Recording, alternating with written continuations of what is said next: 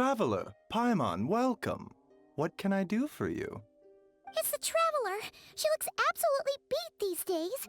She has these huge, dark circles around her eyes, like she hasn't slept a wink. And she keeps spacing out. You have to call her name several times before she snaps out of it. What do you think it is? Is she sick?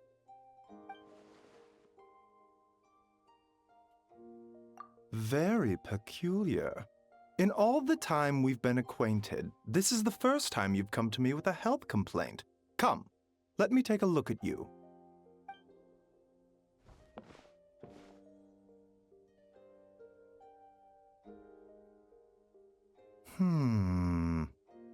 Okay, Paimon does not like that expression, Baiju. It's not serious, is it? Complexion is good, eyes are clear, breathing is steady, pulse is strong. Physically, you appear to be in good condition, Traveler. In theory, your energy level should reflect that. You should be feeling right as rain. Hence my concern. A clean bill of health is usually a good thing, but in this case, it likely means your situation is more complicated. Physical illnesses come with detectable symptoms that can be used to diagnose, medicate, and cure the condition. But afflictions of a non-physical nature, they fall outside a doctor's realm of expertise. Huh? What do you mean, non-physical nature? Curses, dark magic, it's hard to say. It could just as easily be a simple case of mental fatigue. Why don't you rest here for a bit? Whatever it is we're dealing with, clues to your condition are sure to reveal themselves in time. Once we know the root cause, we can administer the right treatment.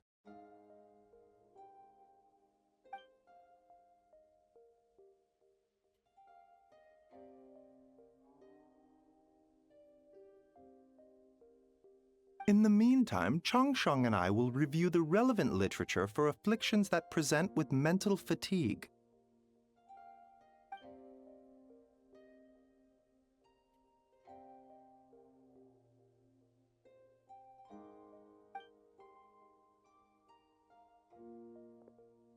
Oh, must be a rare condition if not even Baiju and Changsheng have seen it before. Well, all we can do is take their advice. You look like you're about to collapse anyway. Just get some rest. Paimon will be right here by your side. Fingers crossed you'll be all better when you wake up.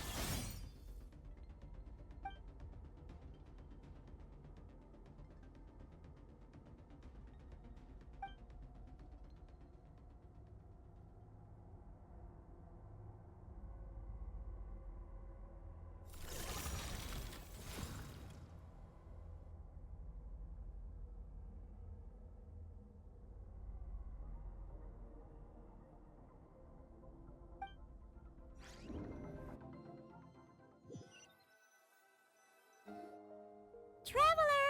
Traveler! Rise and shine! Time to wake up! For once, you're making Paimon look like an early riser.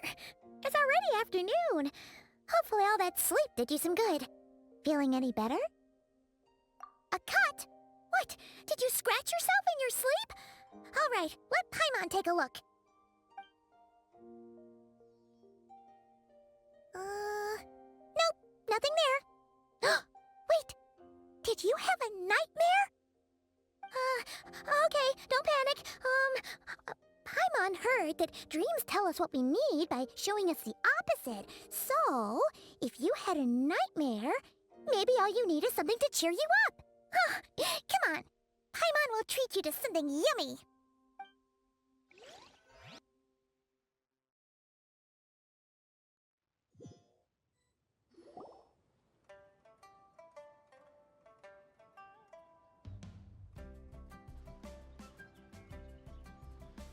What? So, in this dream, you were trapped in a weird place with thick fog everywhere, and then a spike came out of nowhere and stabbed you in the back? Oh. Okay, well, that's a new one. Are you sure it was a dream? 'Cause from the way you describe it, it sounds like you were really there. But then again, you woke up right where you went to bed. And you were definitely in a deep sleep this morning. Then, it's decided.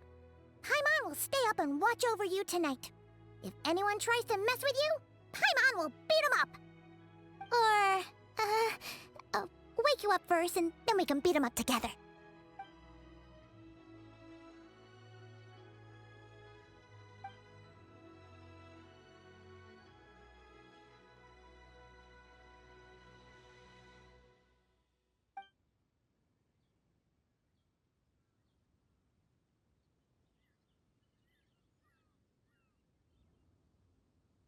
Something is missing? Did you just say something? The flesh remains whole, but the soul is incomplete. Left unresolved, the mind will wither away along with it. Ah! What the? Wait! Paimon remembers you! Your child's master! Skirk? Right! What are you doing here? The last time we saw you was at the Primordial Sea in Fontaine, right? But then we left and never learned where you went after that. Child's been looking everywhere for you, by the way. What brings you to Wanmean Restaurant of all places? You came here looking for us? And were you the one behind that hocus pocus just now? Tell me, what is it that you saw? Tight-lipped, huh? I suppose that's fair. You, I'll take a glass of wine. Oh, of course! Coming right up. We make this one in-house. It's not too strong. Enjoy. Chef Mao, I'll take a grilled tigerfish over here. Coming right up. If I knew we'd be this busy, I wouldn't have approved Shenhe's vacation. At the end of the day, what happens to you is of little consequence to me. I'm not here to try and win you over. Trust me or not, the choice is yours. If you want my help, now's the time to speak up. You have until I finish my drink. I was investigating an abyssal disturbance in the area and happened to notice you. Part of your soul is damaged, and the wound bears traces of abyssal corrosion. Need I say more? Neither of those things sound good.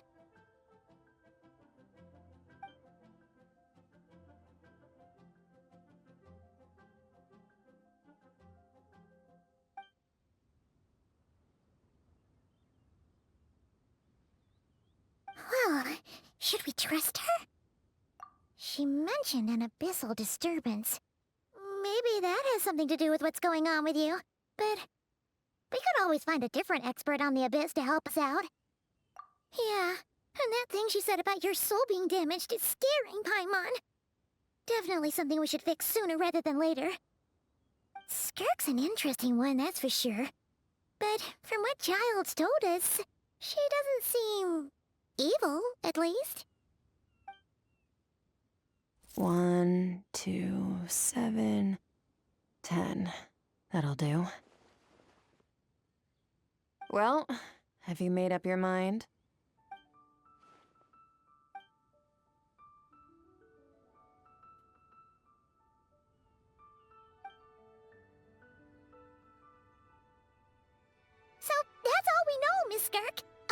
ma'am. Can you help us? So, you couldn't disperse the fog. I understand. Come find me in the Guili Plains when you're done here. Oh, and I left cash for the drink on the table. Settle the bill for me, will you? Oh, okay. Huh? She disappeared!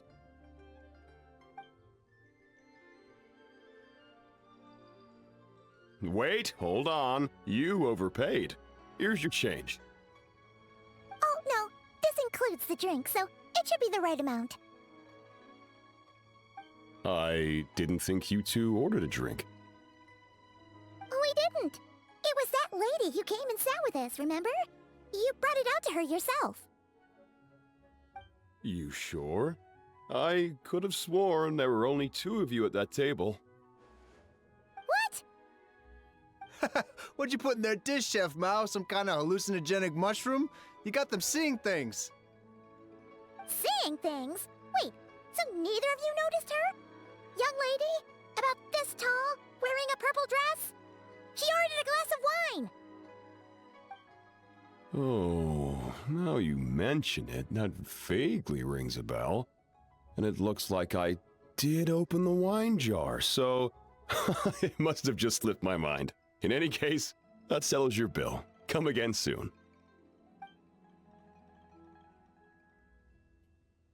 Coming!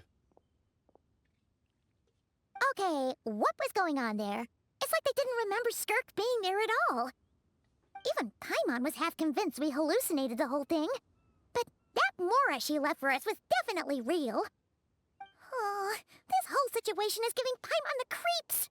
But anyway, she told us to head to the Guili Plains, right? Let's not keep her waiting.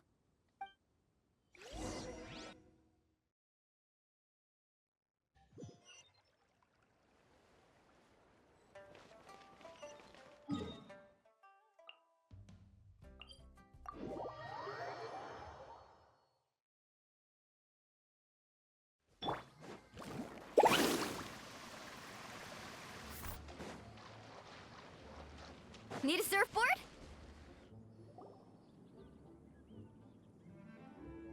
Whoa, what are all these rift hounds doing here? Huh, looks like they're collecting something. Huh. Let's go check it out.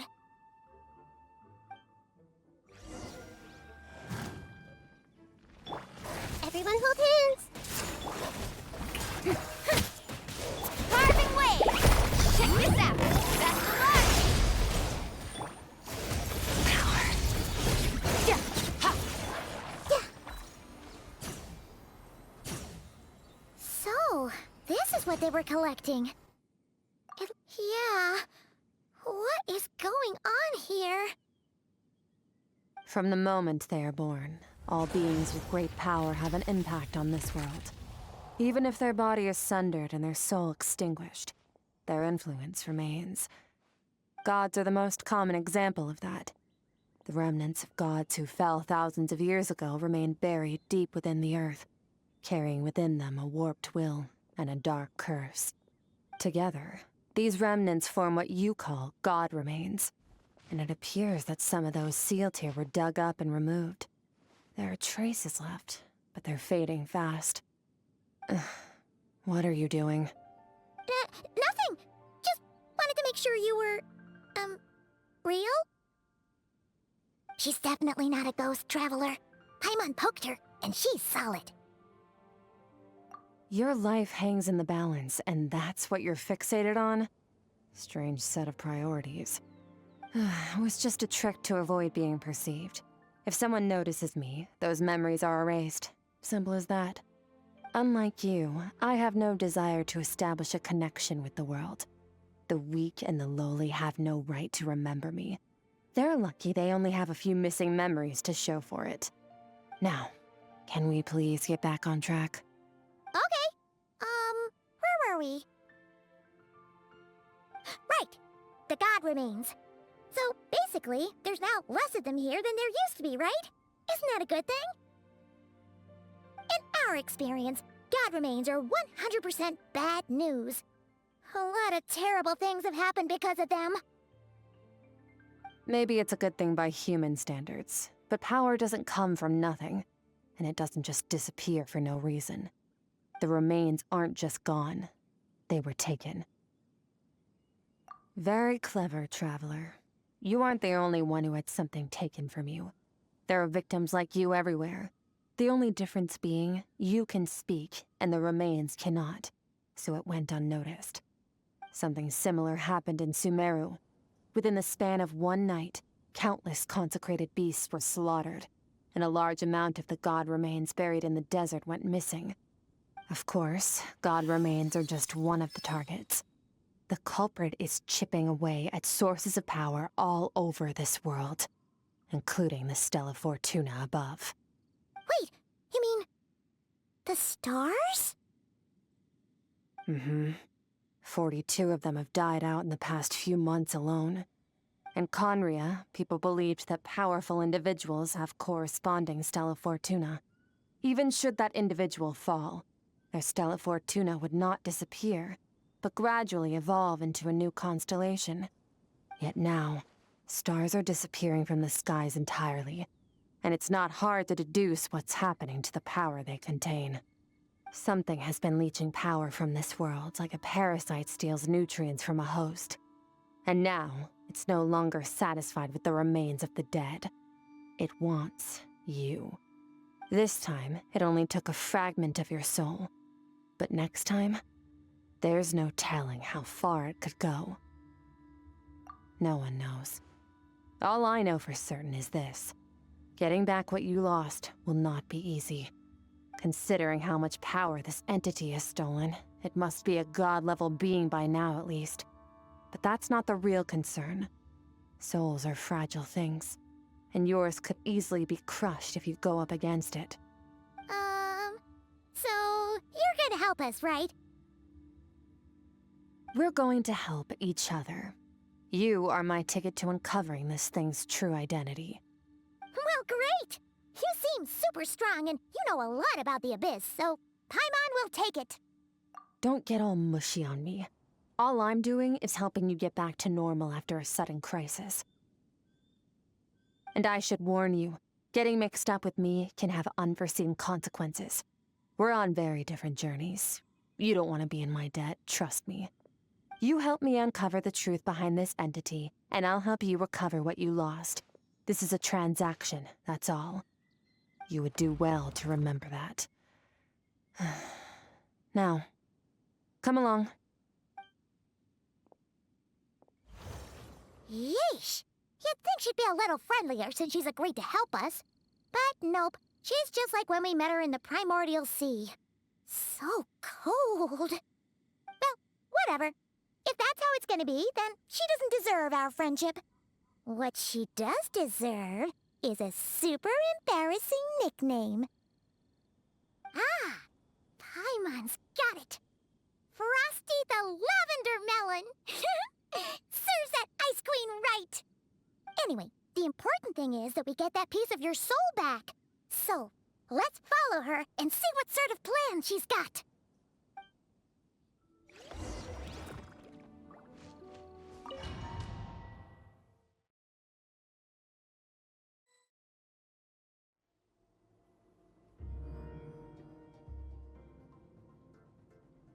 Whoa! This place is way bigger than Paimon expected. Where are we? This is where I live. I suppose it's the closest thing I have to a home here. It is. I brought you here because time flows differently in this place. I don't know how much Ajax has told you, but when he fell into this space, I mentored him for 3 months. In that time, only 3 days passed in the outside world. Ajax? Oh, right! That's Child's real name! Yeah, Paimon remembers him mentioning something like that. So, a month here is equivalent to 1 day in the outside world? That should mean we're safe from that power-hungry soul snatcher for now, right? Yes, well, I didn't bring you here just to show you around. In the outside world, the Traveler could be attacked at any moment. but coming here has bought us quite a bit of time. Now, we just need to figure out how to investigate that place you saw, the one full of fog. Both your description and the abyssal disturbance I felt point to that space having some connection to the abyss. It could even be a domain similar to this one. The thief who stole that fragment of your soul is hiding there, but the abyss is a chaotic and turbulent place. If we want to pinpoint their location, we need to see what that space looks like without the fog. Abyssal power can grant a special form of sight. Have you ever wielded abyssal power before? Okay. Do you plan to learn? That tracks. All the information you have suggests the abyss is something sinister, and that abyssal power is a wild and dangerous force that always spells disaster. And you're saying that's not true? Depends on your perspective. Floods and hurricanes take countless lives too. But if one day you gain the power to control them, what was once a calamity is now just another tool in your arsenal. I'll respect your opinion, though. Just means we have to turn to the second best option. A little abyss crystal that contains my power. Wear it on your head, and we'll be able to perform dream mirroring when we fall asleep. Dream mirroring? It means experiencing whatever the other person is dreaming. Everything they see, think, and feel.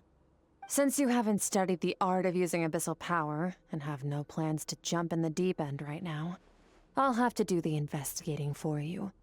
With dream mirroring, every time you slip into a deep sleep, I'll see with my own eyes whatever scene plays out in your mind. Then, I can guide you through the dream environment, and we'll take back what was stolen from you. Huh. You make it sound so simple. Tough to say. This is an unprecedented situation for both of us. Even assuming we do manage to find where this entity is hiding, like I said, getting your soul fragment back won't be easy. To play it safe, I need to give you some special training first. Wait, you're gonna teach her some of your martial arts? Does that mean the next time we see Child, we have to treat him like our senior? Do as you want. For my part, I don't see you as my disciples. You're already a pretty good fighter. All I'm planning to do is build on your current skills, and train you for the specific scenarios that I think we might face. But that's enough talk. If you're ready to do this, then come with me. Time might be more lenient here, but that's no excuse to waste it. Oh, she moves fast. Paimon can hardly keep up with her. So, special training, huh? Kind of a rare opportunity. With your skills, there's not a lot of people qualified to train you. The last time something like this happened was probably anti-Raiden Shogun training, right? Oh, feels like a lifetime ago. Skirk seems pretty strong too, though. Remember how she said that the all-devouring narwhal was just her master's pet? Maybe we really will learn something here.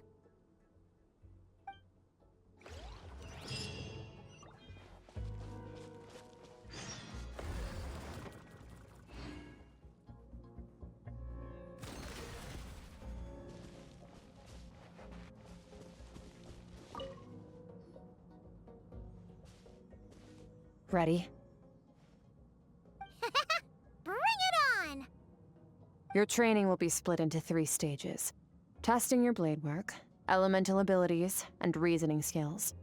We'll start with blade work. You're no rookie in this area, so I won't bore you with the basics. During your long journey, you've no doubt sparred with a lot of talented sword fighters.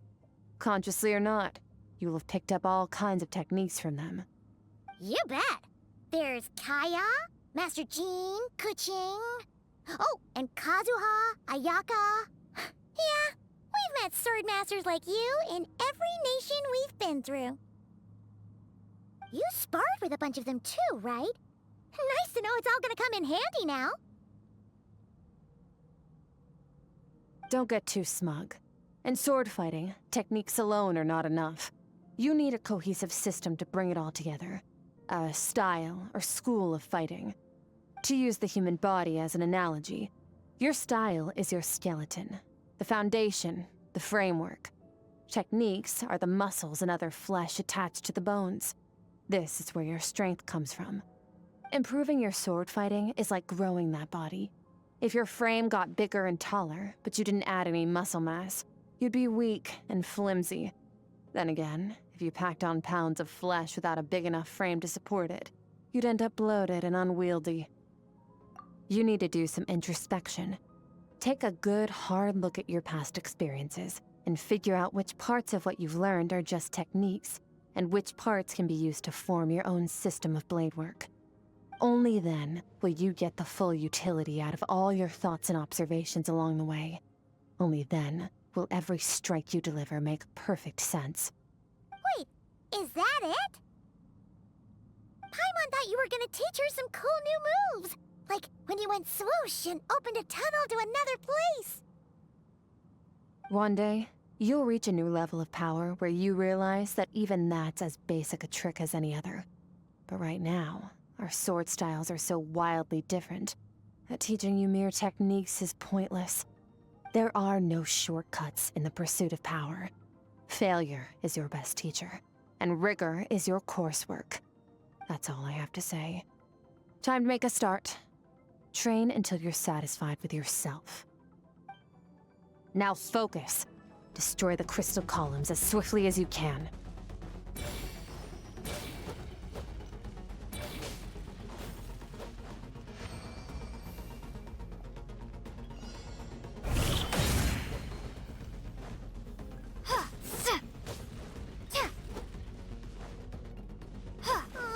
This is making Paimon's head spin. Hang in there, traveler!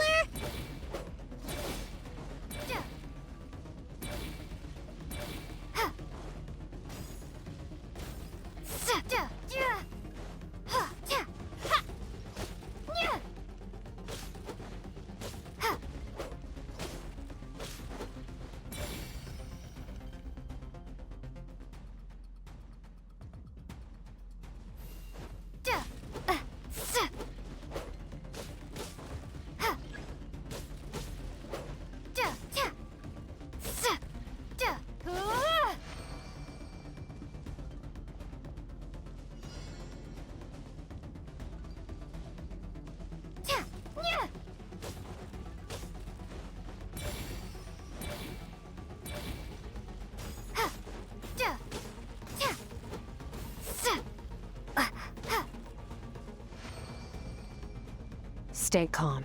Use your head. You have to keep it together.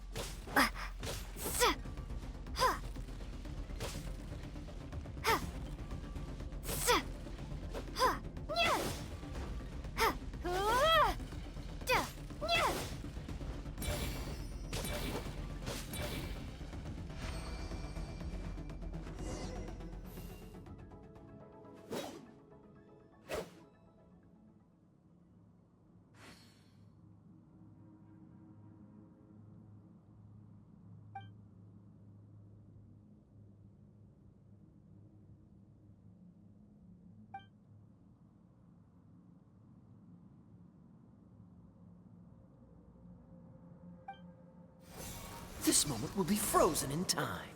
Cut to the chase. Consider a moment of true mastery that you've witnessed in another person, and ask yourself, what lies beneath the surface? What's their guiding philosophy? What's their state of mind as they maneuver their weapon? Now take that and practice it right away with speed, skill, and strength, over and over, until your hand is one with your mind. This is the only path to true growth. Step on up. Dance with the waves.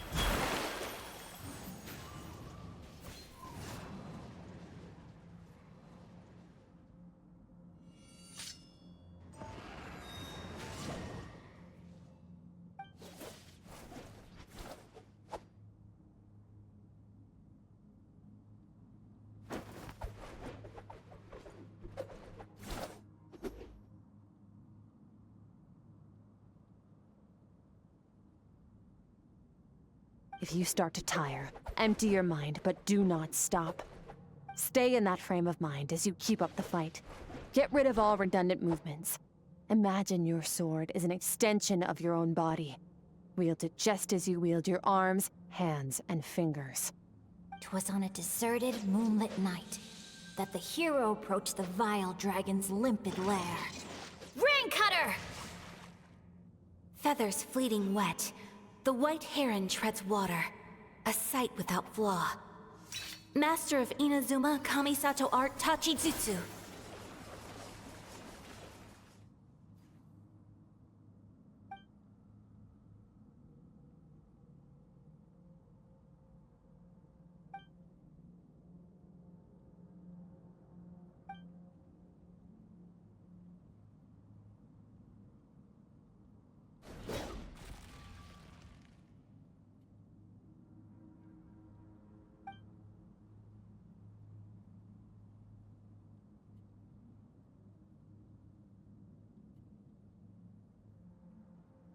Huh.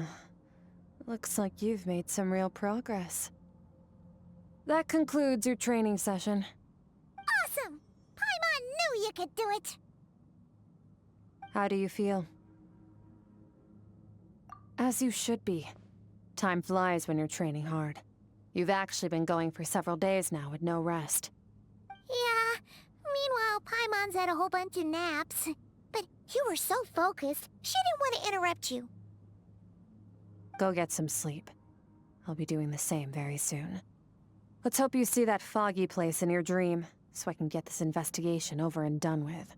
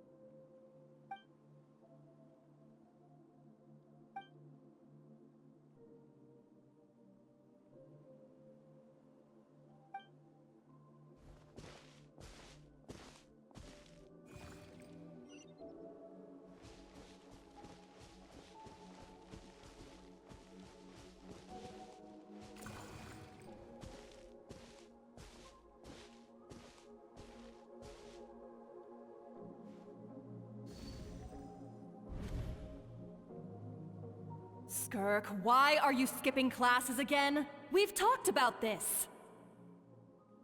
'Cause he's a crabby old man, and he's a boring old man. I don't like going to his classes. Excuse me! You shouldn't talk about your teacher like that! It's very disrespectful! All right, let's not get into a big fight about this. Skirk's learned what she needs. There's no point forcing her to sit through more classes if she doesn't want to be there. But I'd still love to hear about what you got up to yesterday. Why don't you tell your dad all about it? I went diving, and I saw this huge fish. I never knew they could get that big. It looked kinda dumb, though, with that stupid big fat head. I tried to shake its fin, but it just spat water at me. Oh, and today, I'm gonna go to that prairie up north. There's supposed to be this giant bird there that can spit fire. I bet if I climbed on its back, it could fly me all the way to the stars. Then I suppose your old dad should get one as a pet too. Otherwise, how are you gonna hear me call you for dinner up there in the stars? When it's time to eat, I'll come back on my own, Zilly. Anyway, gotta go. Bye, Mom. Bye, Dad. Wait! Put on a coat at least. You'll catch a cold. I'm talking to you, young lady. You spoil that child, you know.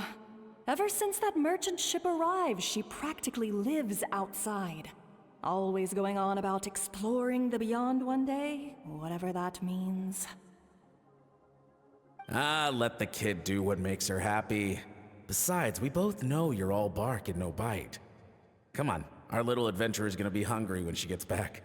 Let's get started on dinner.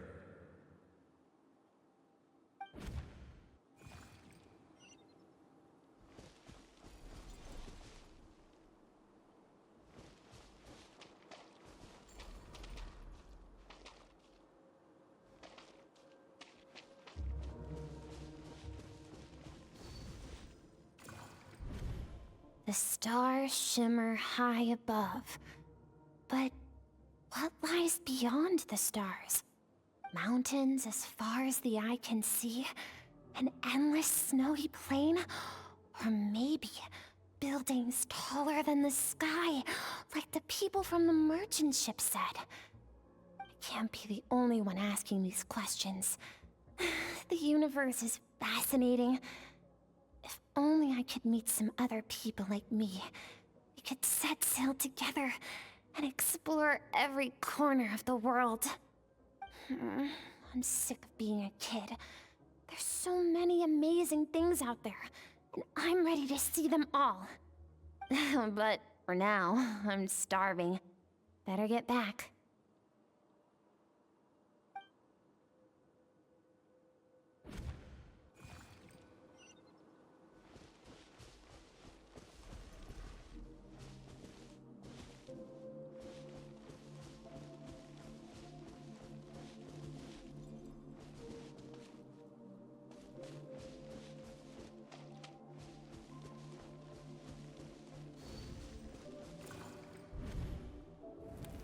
Don't let a single one of them get away! No, please, spare Why? the children! Stay back! They're coming! Run! Help! Eliminate the threat. Take them down! Don't be scared. Ah! This way! We'll never make it! Fire. There's fire everywhere. What happened? I told you we shouldn't have trusted these outsiders!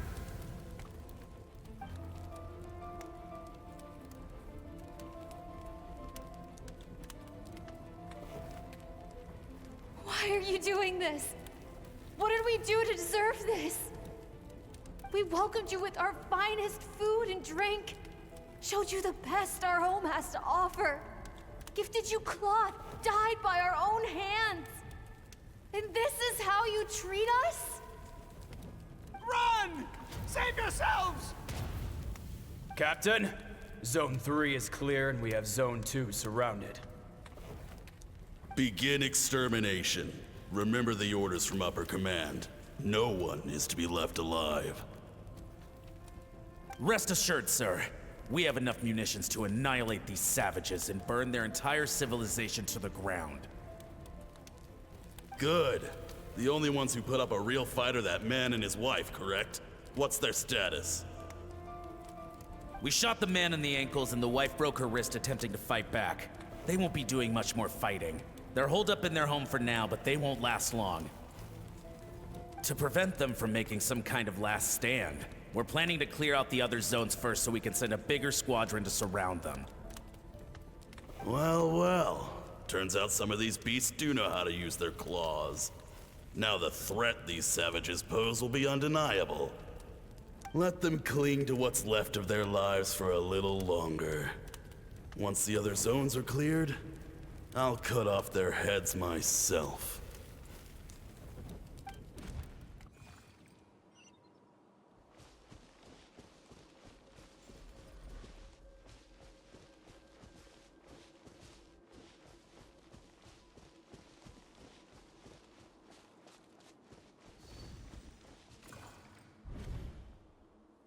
Dad? Mom? Skirk, you're all right? Thank heavens. I'm so happy to see you, sweet girl. But you need to go. It isn't safe here. They'll be back any second. What happened? You're bleeding a lot. Dad?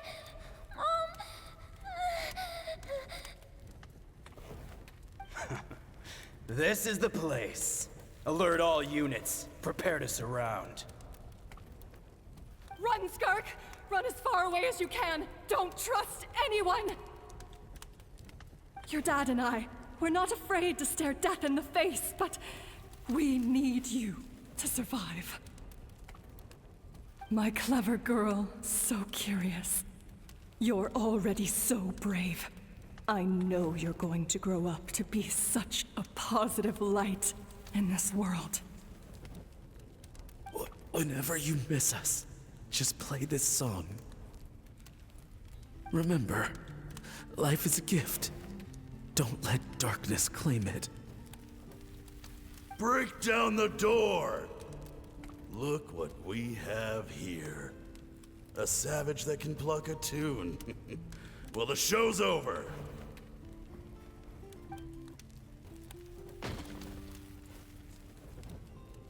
You! Stop singing! Shut it! I said shut it or I'll make you! Fine. Have it your way!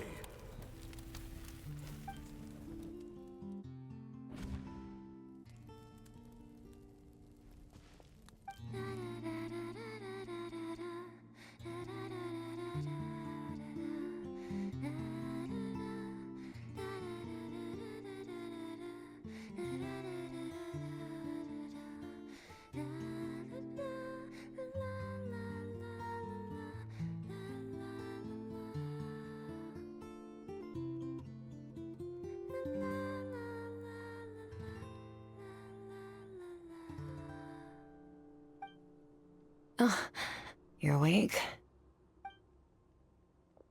I found a few clues while you were asleep, but it's only a start. Now, time for the second stage of your training. This time, the focus is elemental energy. Come find me when you're ready to begin.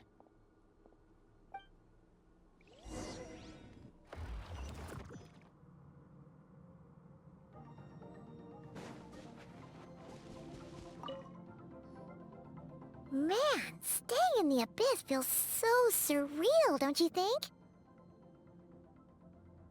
No day and no night. It's like time hardly exists. If we weren't careful to keep track, it feels like we'd have no idea how long we've even been here. Well, except for the fact that Paimon still gets hungry like clockwork. You go do your training. Paimon's gonna grab a bite.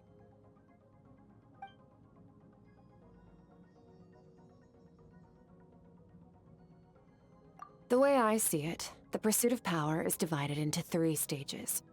The first is mastering the use of standard weapons. Next is learning how to harness natural energy. And after that, you're free to challenge even higher dimensions. The natural energy of Teyvat is, of course, elemental energy. But that's not my area of expertise. I draw from a different source of power. Abyssal power, yes. Also known as the power of the Void Realm. My master, Sertologi, is a true expert in that area. After all, he was one of the group of 5 that infamously stole the all-encompassing power of the Abyss, an act for which the people of Conria gave them the epithet, the 5 Sinners. The elemental energy of Teyvat, on the other hand, is derived from the power of the Light Realm. These 2 forms of energy exist in direct opposition to each other. Suffice to say, there's not much I can teach you this time. A keen observation, traveler.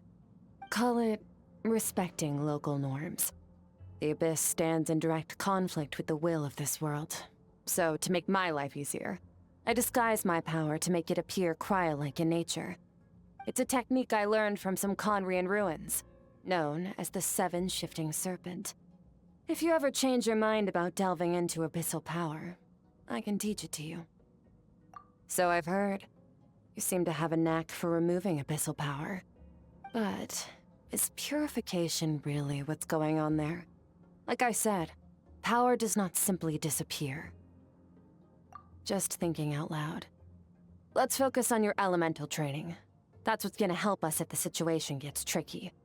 True growth comes from adversity, but only if you make the choice to pick yourself up again every time you fall.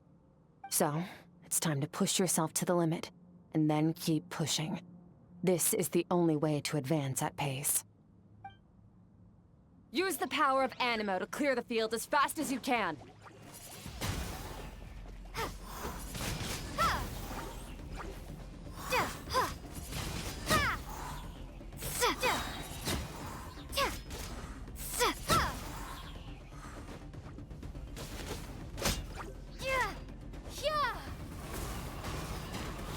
Windblade!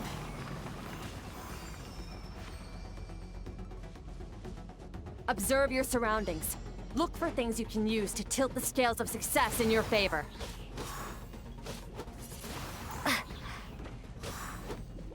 Windblade! Yeah! Ha! Be gone!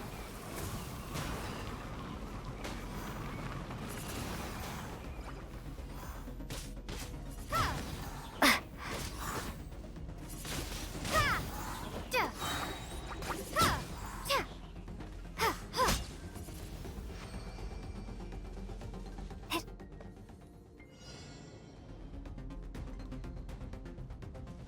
Use the power of Hydro to destroy the spikes.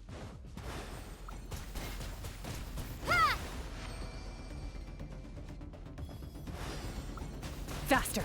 Don't give them a chance to strike you. You need to be quicker than you were in your dream. You can't afford another injury like that.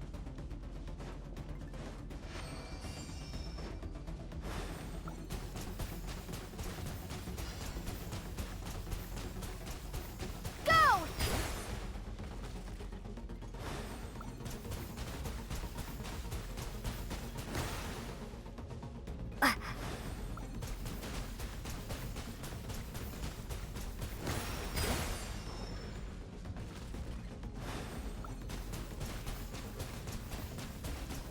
Go! Ha!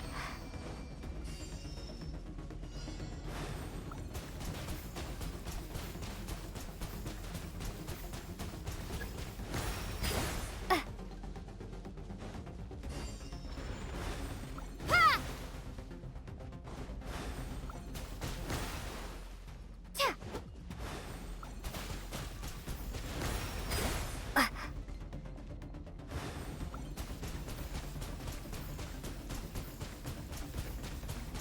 Water jet!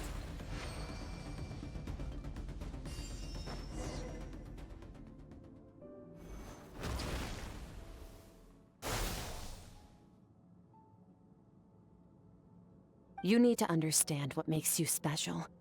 The ability to wield elemental energy without a vision and switch between the elements at will. It means your aspirations need no approval from the gods. Your power is not bound by the rules of this world. So be bold. Do not be afraid to chart your own path.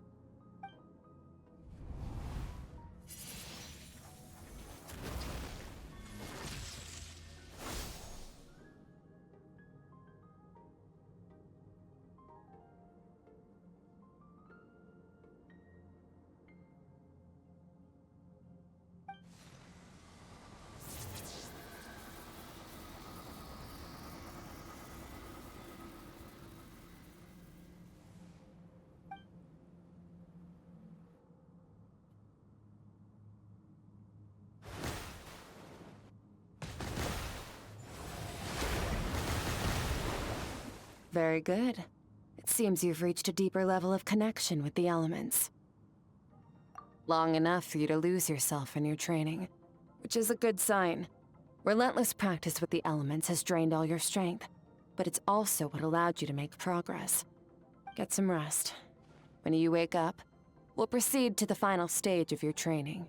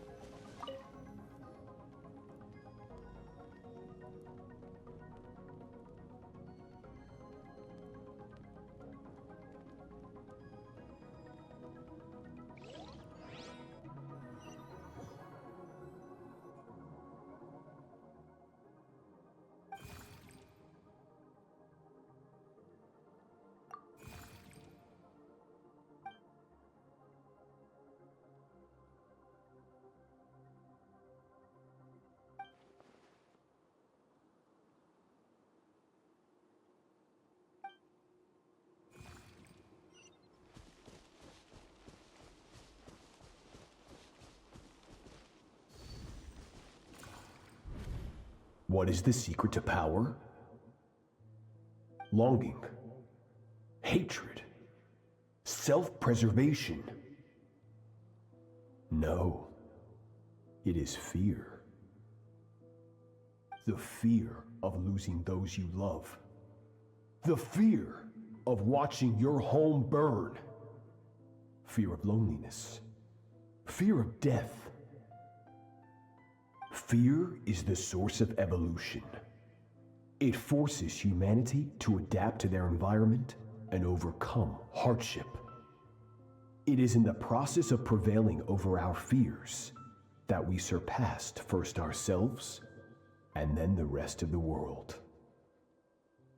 That fear is now part of you.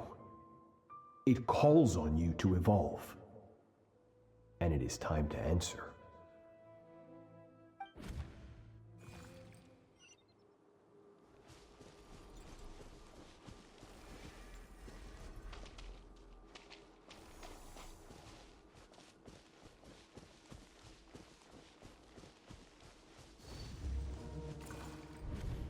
Any minute spent missing home is a minute wasted. Practice your sword work instead. Do not make me tell you twice. But, Master, I can barely lift the sword anymore. If I keep going, I feel like my wrist is going to break. So it has not broken yet. Then pick up your sword and keep practicing until it breaks. I want to hear the cracking and splintering of bone. After all, bones can always be reset.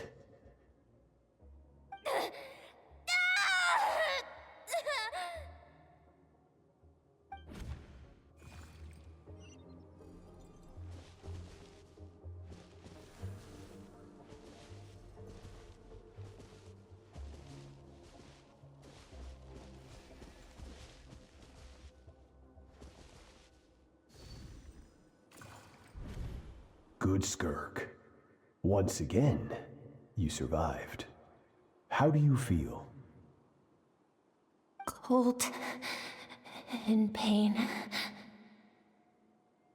These are signs that you are adapting to the abyss.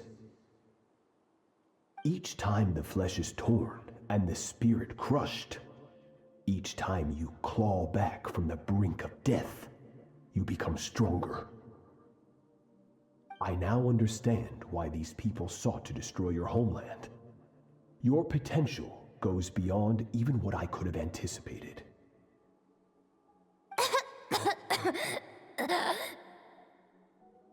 But you still have much to learn in your pursuit of strength.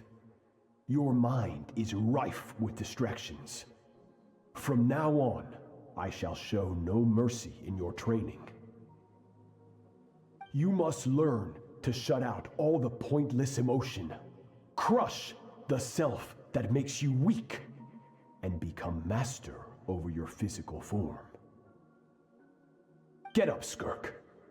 Wipe the blood off your face. Cut away the rotten parts of your flesh, and mend what is broken. Then take up your sword.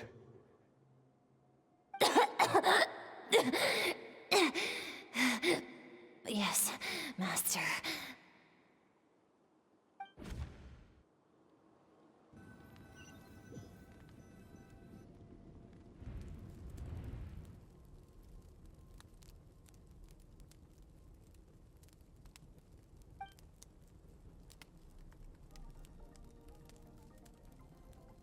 You're up!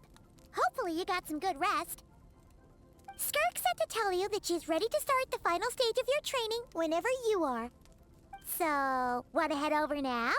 Or did you want to wait a little?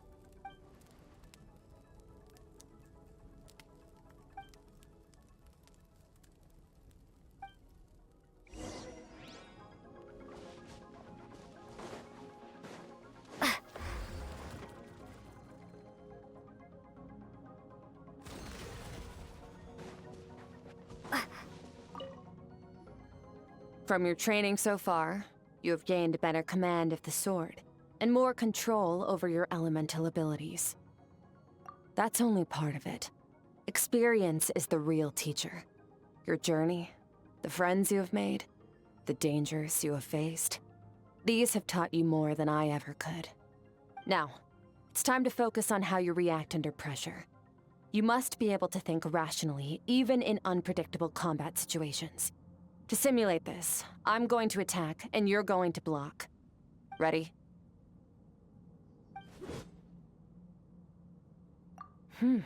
Not bad.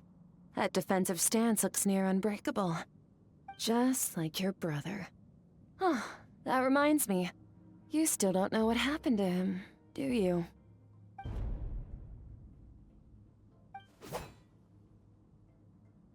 Hey, no fair! That's cheating!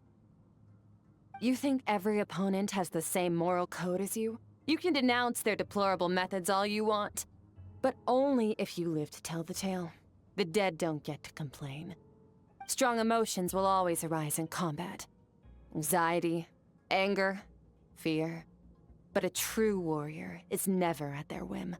Only when you are free from the influence of emotion can you make the right choice, no matter the situation. How amusing. Almost sounds like you think you know me. But you don't. You can choose your own path. We are not the same. Let's begin. Try to use reason over emotion. Make the most rational and advantageous decision in any given moment. This is your final training session. Look alive. Same drill as before, but this time I'm going to interfere. Hold your focus.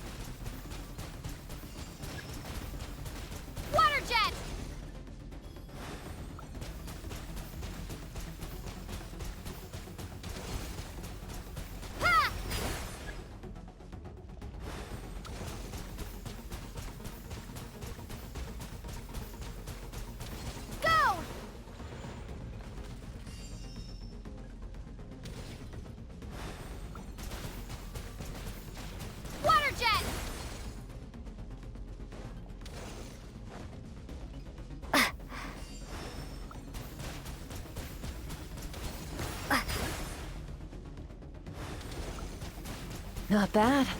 Better than I expected.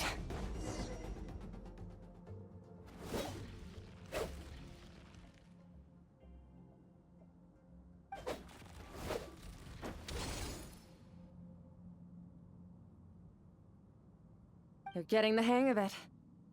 The first step to controlling your emotions is controlling your mind. You want a unified train of thought. It all comes down to focus.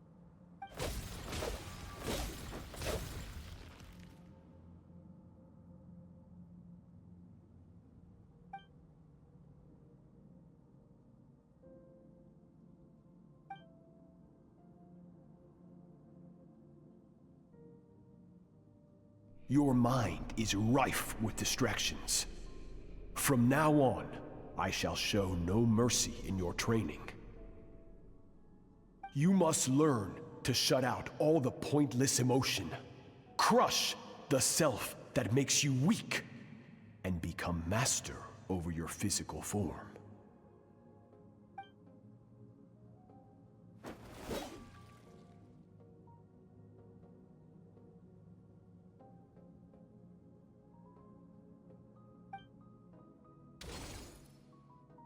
Stop. Let's pause here. One look, and I can tell your mind has wandered. That's to be expected. There's a limit to how long a human being can concentrate on one thing. Staying calm and focused sounds simple in theory, but in practice, it's more demanding than sword work or elemental abilities.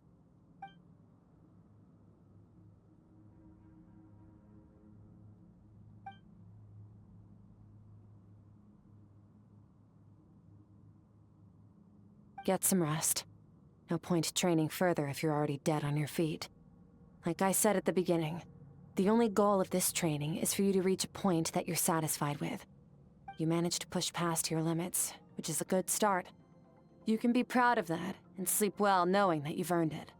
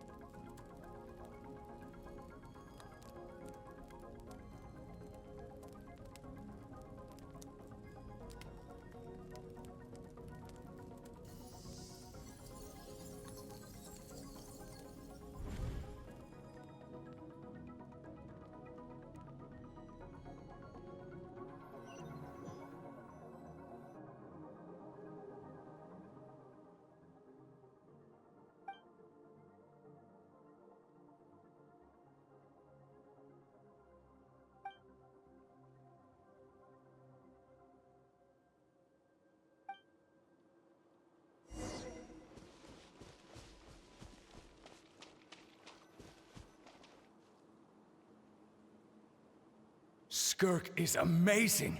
She faced down that terrifying giant and cut its head clean off.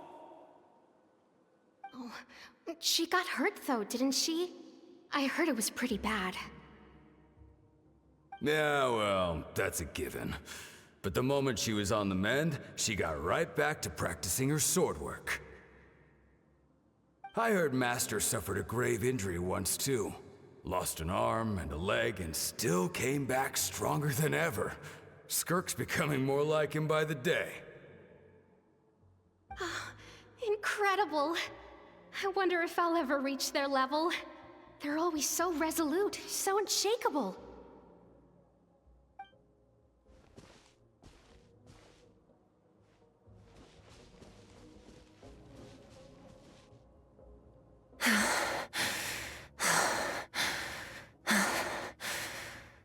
Pathetic. You're not even trying. You're so much weaker than you think. Skirk, have you become a positive light in this world? Do you even remember how many of us perished in that fire? How many bodies were left to rot on the scorched earth? Yet you alone live on. Keep your gaze fixed on your blade. You don't deserve to rest. I I have so many questions. I just want to jump in a spaceship, explore the whole universe, and get answers from the stars. I just need to wait till I'm grown up. Then, I can do anything. Now, you must bid farewell to who you were in the past, and become someone stronger. Run! Skirk! Run! Only death awaits us here. Keep running, and don't ever look back.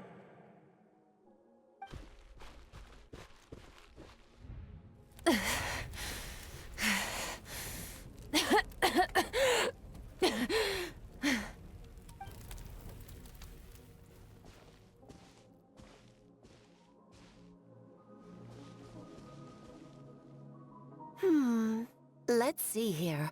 First things first, you need a new identity. Going around telling people you're from somewhere beyond the stars won't do, now will it? How about saying, you hail from beneath the earth instead? As the Conrian saying goes, venturing out into the universe and down into the abyss are the same in that both are braving the dark unknown. Well, I'm a visitor on this planet, so I'll follow the rules. Ah, splendid. That saves me quite a bit of trouble. Let me offer you a piece of advice in return, although it might not be what you want to hear. I know the pursuit of strength is important to you, but taking a moment for yourself every once in a while is never a bad idea. Ignore her existence for too long, and there will come a day when you can no longer hear her voice.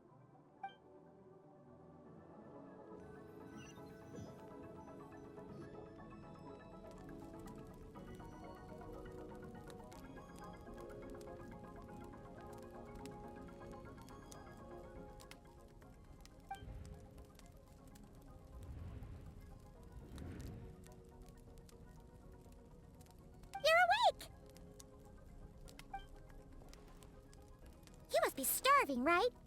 Ta-da! A barbecue feast just for you! Of course you are! That's why Skirk and Paimon got this all ready for you. Dig in, before it gets cold. Ah, well, if you're around someone long enough, it's bound to happen. Plus, Skirk can cook. So, Paimon decided she can forgive the whole Ice Queen thing. Paimon's not one to hold a grudge. Here's an idea. Let's save the chit-chat until after the meal.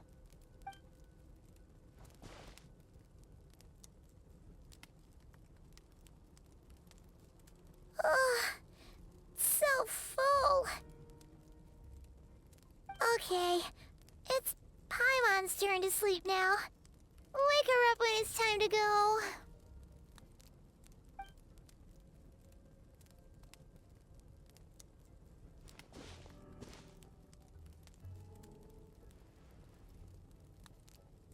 I have good news. First, your training is complete. You have what it takes to wield immense power. Now it's just a matter of putting it into practice. Continue to learn from your journey and hone your skills against formidable opponents. Second, I've located the culprit we've been searching for. Next, we just need to retrieve the missing part of your soul, and our business will be concluded. When Ajax trained with me, he once told me he was bursting with questions. So I allowed him to ask me 3 of them before he left. You and I may never meet again, Traveler. So if there's anything you want to ask me, now's your opportunity. Just like Ajax, I'll answer 3 of your questions.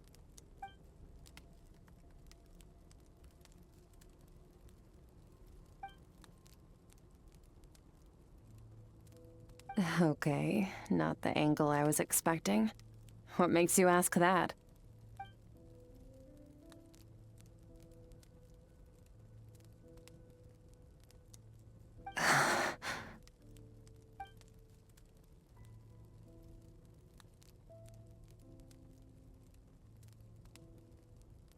I knew that was a possible side effect. Closed off my mind to you for that exact reason. Even with the dream mirroring, you should have seen nothing but endless darkness.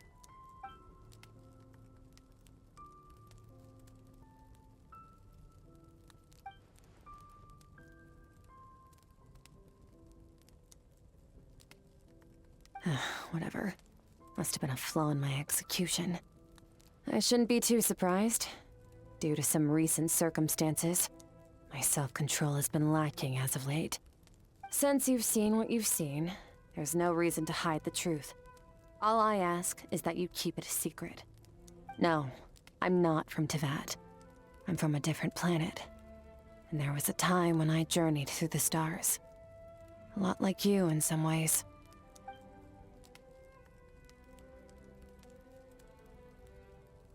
No, we're different in that respect. You're influencing the fate of this world. But me, I'm just passing through. Several hundred years ago, my master, Sertologi, opened the border between worlds and sent me here. But this is not my home. And one day, I'll return to the vast unknown of space. So, there you have it. On to your second question.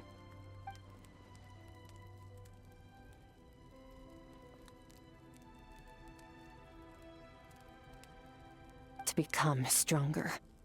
For certain reasons, I need to bridge the power gap between me and my master as quickly as possible. But first, I need to understand the source of his strength. To do that, I need to follow in his footsteps, walk the path he once walked, and somewhere along the way, I'll find out how to defeat him. That is my sole focus and purpose. Okay. You have one question remaining.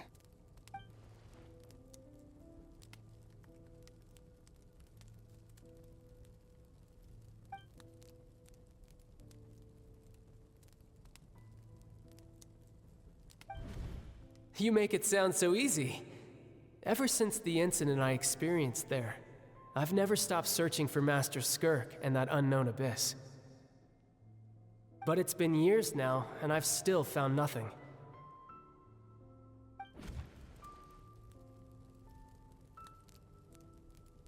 Well, your last question?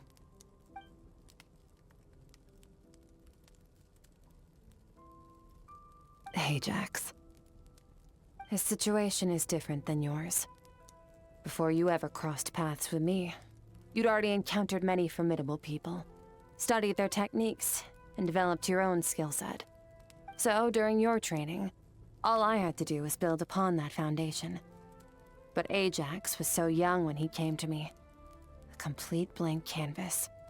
Children can't help but imitate their role models. In the long run, that would only hinder his growth. Once Ajax has enough strength in his own right, I will allow us to meet again. Until then, let that motivate him to reach his full potential.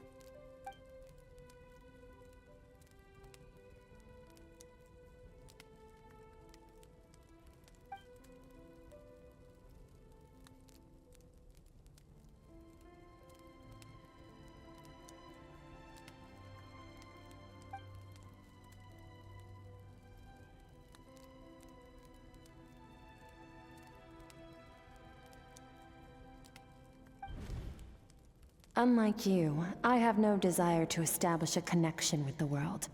The weak and the lowly have no right to remember me. They're lucky they only have a few missing memories to show for it.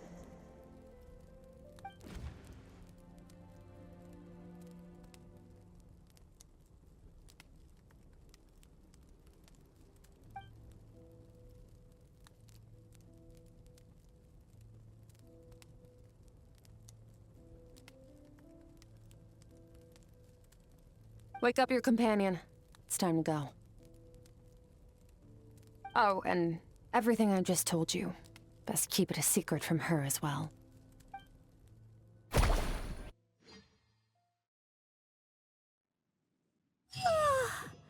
Time to go. Oh, finally. Where are we?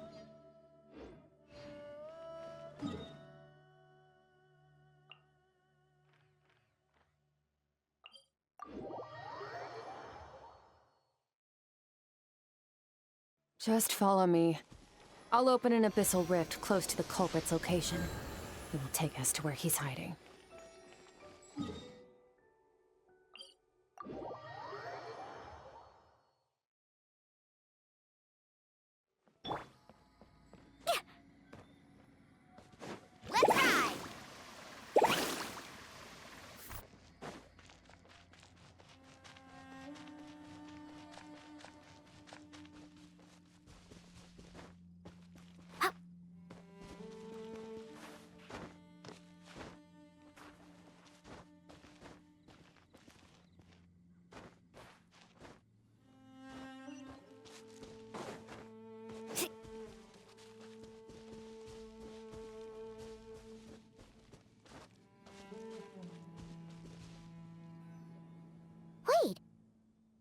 near the chasm, right?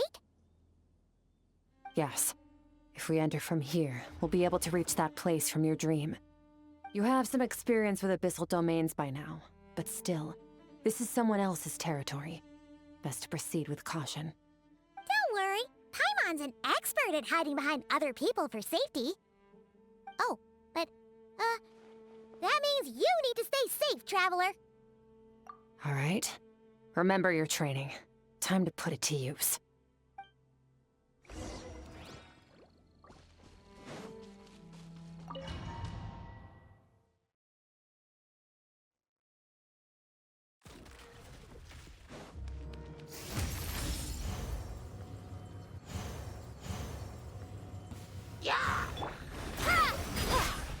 Wipe out!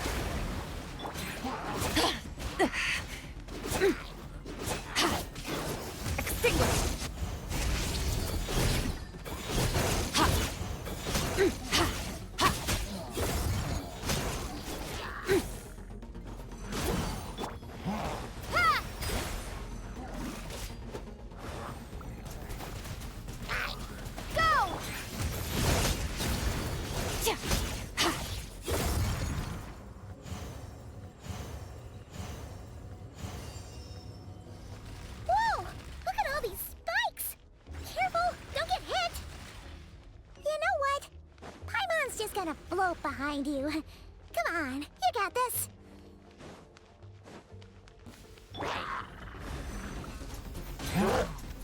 Water jet! Go! Annihilate. Mine to wield. Ha! Hey, what are you two doing here?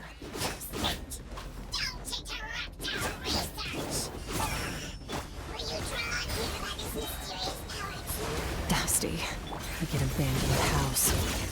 Let's press on.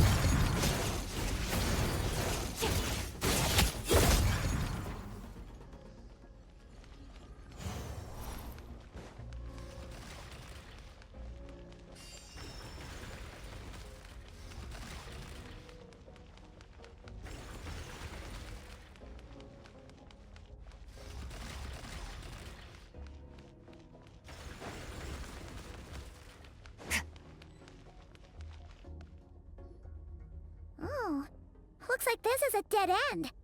Did we make it to his hiding place? Ugh, this fog is making it impossible to see anything! This should be the place where you were attacked, Traveler. The missing part of your soul should be nearby. Can you sense where it is?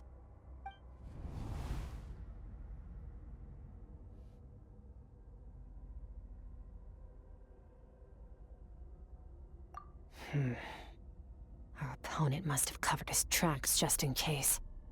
Otherwise, you should have sensed it much more strongly. Hold on! Look! The spikes are back! Stay calm. Let's hold back a little. Give our enemy some wiggle room so we can see what we're dealing with. If you're too reckless, we might be playing right into his hands. Our enemy took part of your soul for a reason. It's likely he integrated it into his attack somehow. If we're smart about this, we can track it down.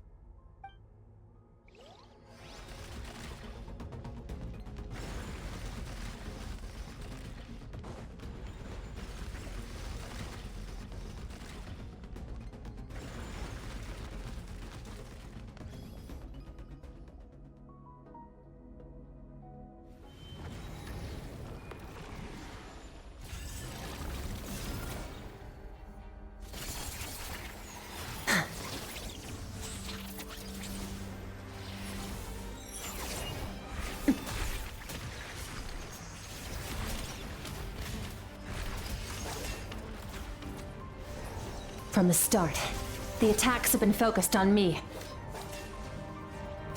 Trying to break through my defenses? I see.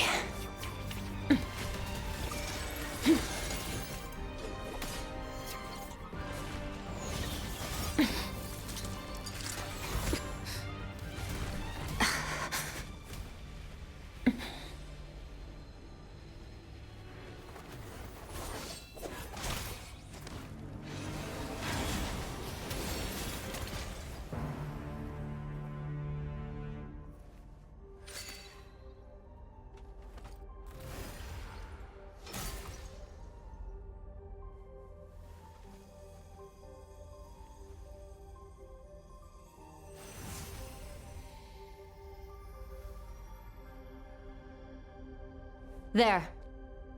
I got it back. Traveler! Skirk! What happened? It looked like Skirk just got...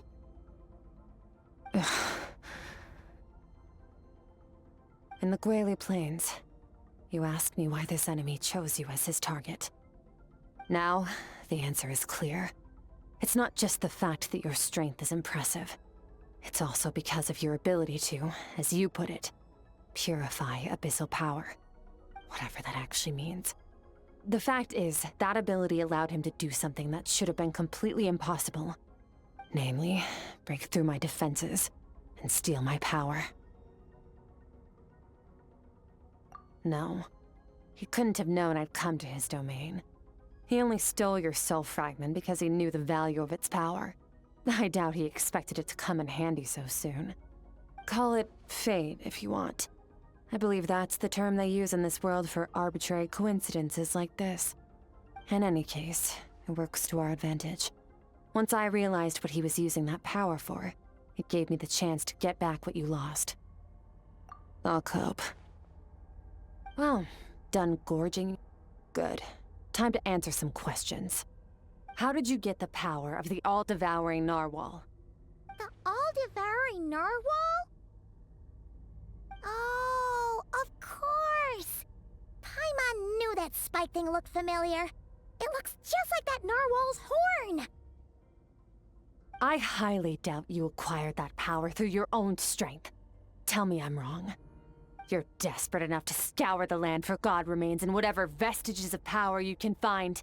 That alone proves you wouldn't be able to defeat a creature like that. Which leaves one possibility. You know my master, the Foul, Sertologi. The Foul?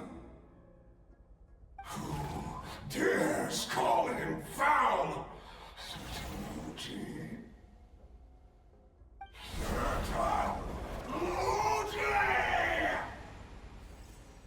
What's wrong? Bit off more power than you can chew? You're struggling to hold a basic conversation. Just a little longer. I'm still...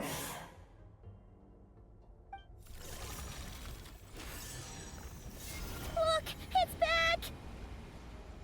Those obsessed with power will let it devour them before abandoning their pursuit. Keep calm and use reason to decide the best course of action.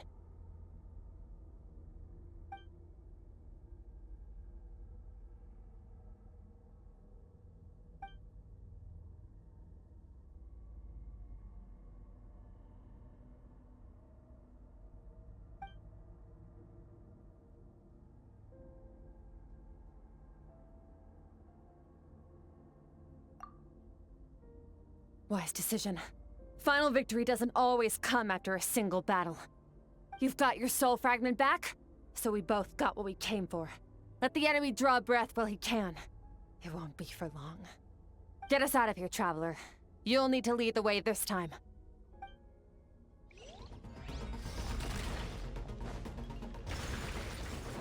Skirk, is your shoulder gonna be okay?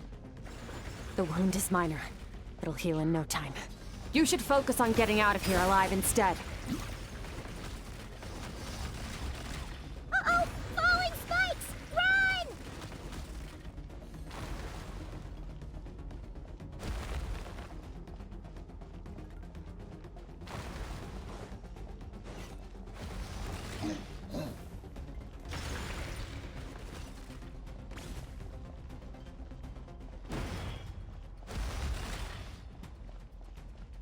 Watch out!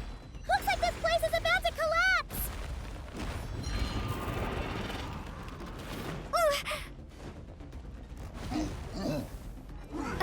So, this guy's power has something to do with the all-devouring narwhal.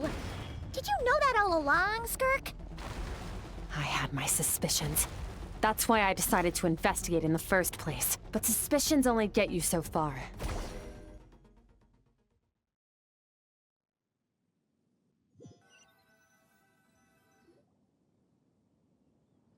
Phew. Oh, we should be safe here, right? I no longer sense his presence. Can't have followed us out of that abyssal domain. Weaklings like him will find that my power is not so easily controlled. He won't be leaving that place until he's managed to digest it. You seem surprised. I suppose that's fair. You've seen but a fraction of what that whale is capable of. That gaping maw could swallow a planet whole. It's called the all-devouring narwhal for a reason. Devouring is what it does best. It can extract power from anything, dead or alive, as long as it manages to make physical contact. Yeah. When we had our run-in with that thing, Neverlet mentioned that it has an instinct to devour. Your dragon friend recognized the nature of its abilities and used the power of Hydro to protect you. That worked because it was in a satiated state, so it was somewhat less aggressive than usual. It's a different story when it has no more power to feed off of. That's when its true voracious nature kicks in. It could devour everything on the planet in that state, which is why I cast it into that void space. But I hadn't counted on there being anyone left on this planet capable of wielding its power. To me, that says he must have encountered the whale a long time ago. Meaning, he must have known my master. Exactly. It told me everything I needed to know. Hence why I said we both got what we came for. And I believe that brings our transaction to an end. Now that you're whole again, you can get back to your own journey. I'll handle the rest of this situation myself. No way! We can't leave now! Something was stolen from you because of us! We have to help you get it back! This isn't my first taste of failure or losing power. When you fall, you get back up again and become stronger. That's how it is. But what if that monster finds you before you're all better? Plus, how are you gonna get home? It's not like you can just go swoosh and open a door to the abyss again. Not without your full strength. So, sticking with us for the time being doesn't sound so bad, does it? Fair enough. Then take this. What is it? A bag of Mora. Nothing in this world is free. I know that much. I'll leave the planning to you. Hurry up and decide where to go. We shouldn't linger. We should take Skirk somewhere she can rest. But where? Paimon gets the feeling Skirk wouldn't like being around a lot of people. Oh wait! Baizhu said we could rest in the back room of the pharmacy, didn't he? Let's head there!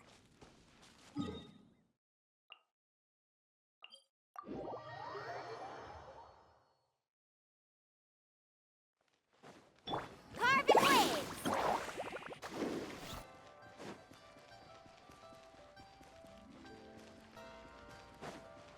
Let's ride!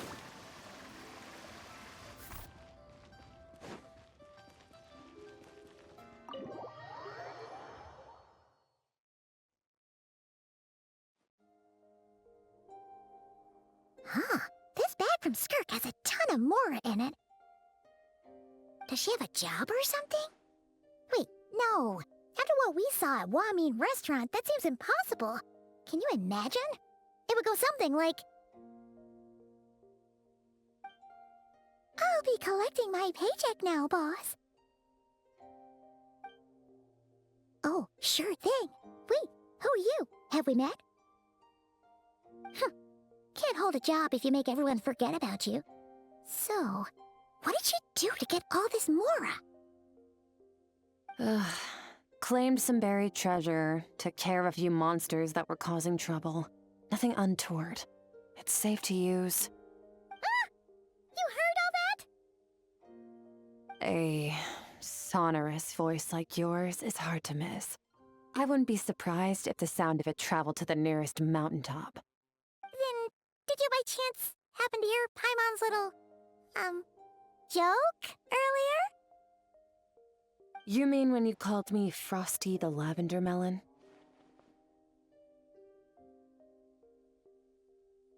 No, sorry. Paimon totally misspoke just now. She didn't say that at all. It was, a Paimon lookalike. Yeah, she's a piece of work, that one. Always impersonating Paimon and giving people weird nicknames. Okay, fine. The truth is, Paimon didn't like you all that much at the start. But things are different now. You helped the Traveler in a big way, so... What do you say? Friends? Ugh. I noticed there was only one bed. Go ahead and get some rest. Wait, what about you? I don't get tired, and I don't need rest. I'm going to practice my sword work. That should help me regain some strength. But your shoulder... Hey, don't just leave! Ah, whatever. Let her tire herself out. She'll come back eventually. Let's get some sleep, Traveler. That comfy bed is calling, Paimon.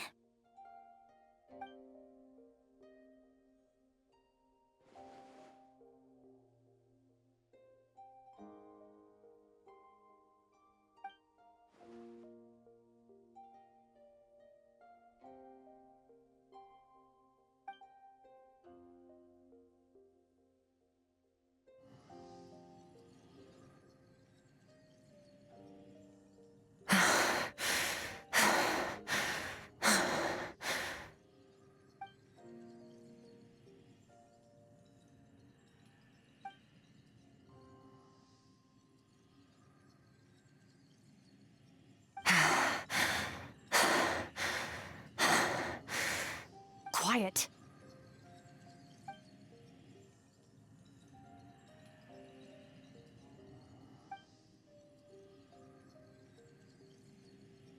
Do you even remember how many of us perished in that fire?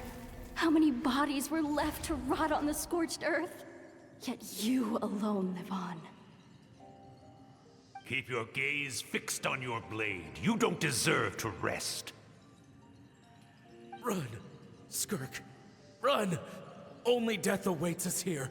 Keep running, and don't ever look back.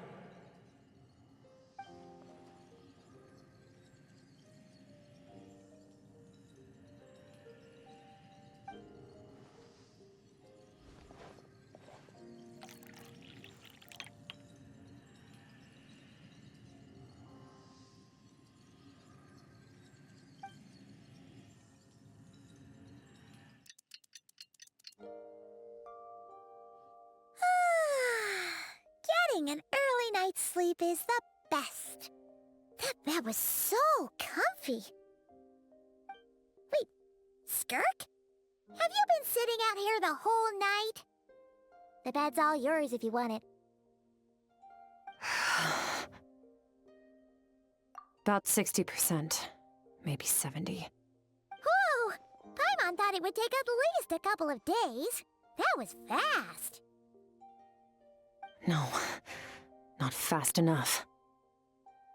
That's 20% less than last time. Same training regimen, same intensity.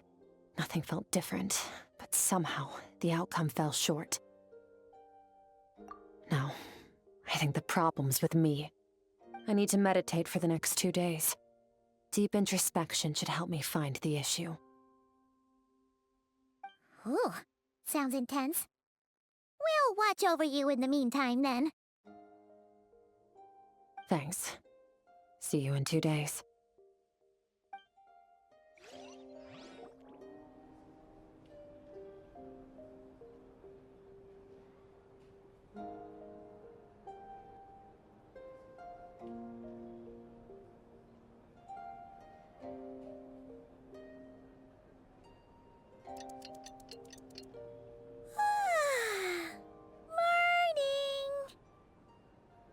Skirk is still meditating, huh?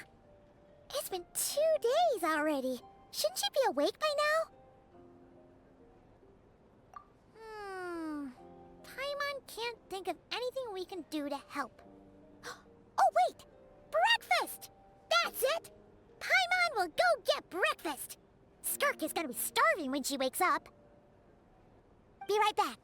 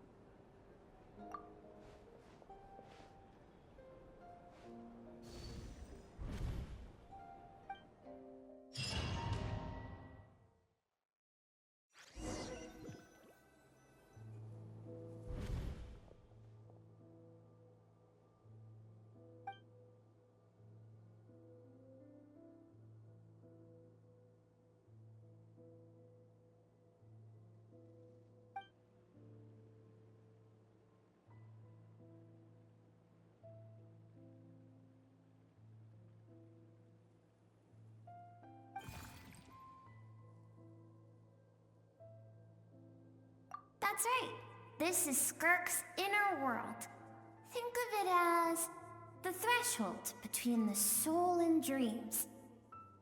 This isn't your first time here, but what you remember is probably a space covered in darkness. I only managed to illuminate a small portion for you back then. Actually, it's my first time talking to someone like this. I only managed to break free and bring you here because the injury weakened her power. I guess that's why I can speak again, too. Call it fate, if you want. I think that's the word they use in this world for lucky coincidences like this, right? Now, before I take you to her, I gotta ask. You're the first outside visitor to ever come here, so what's your impression of this place? Oh, you noticed. This river represents Skirk's strength. Strength accumulates over time. It is the summation of a person's lived experience. So this river is where all the fragments of Skirk's life should converge into a single stream of memories and emotions, flowing forward as one. But as you can see, this river has been severed numerous times. It's because Skirk doesn't like who she was in the past. When all she sees reflected in the river is a disgraceful shadow of who she was, she cuts through water and rock with the sword of reason, severs her connection with the past, and begins anew.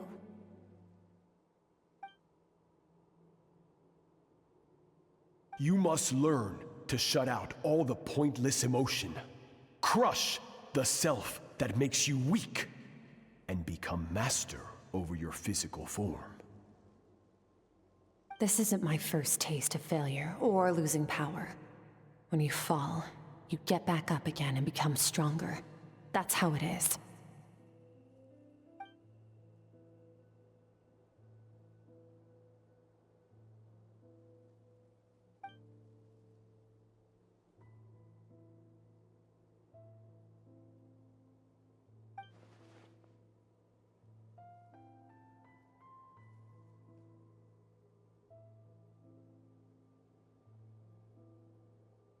The answer to one mystery invites another question, I see. Let's follow the river upstream. There among the cliffs, among the memories etched into her heart, lies the truth of it all.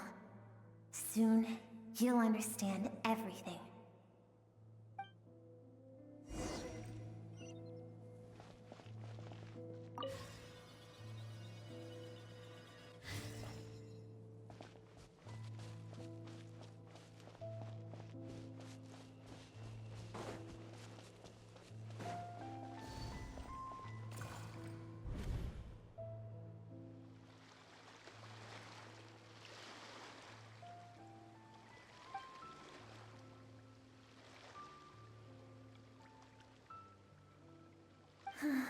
I've always thought that, even when falling leaves don't come from the same tree, they can still form bonds of kinship when they meet. Like meteors, you both made a journey through the stars. Both travelers who have landed on a planet that is not your home. Yet, when she first noticed your presence, although she hesitated for a moment, she still chose to walk away. Indifferent as ever.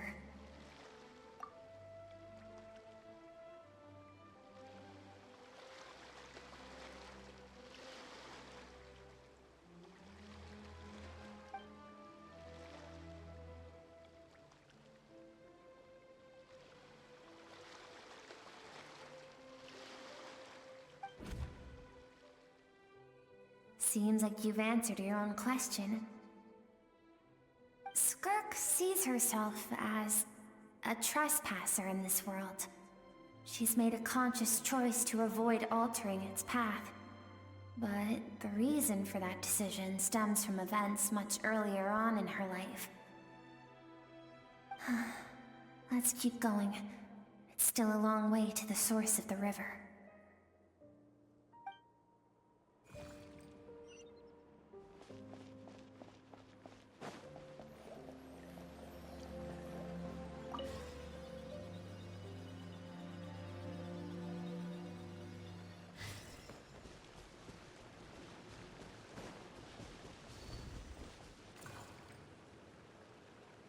now have what it takes to wield immense power.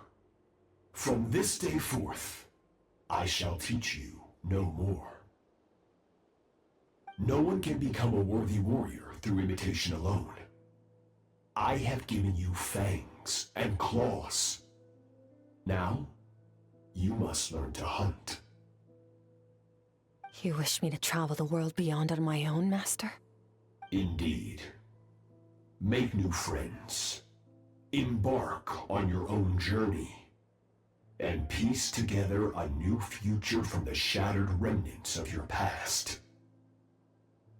We will still have contact through the Abyss. But know this.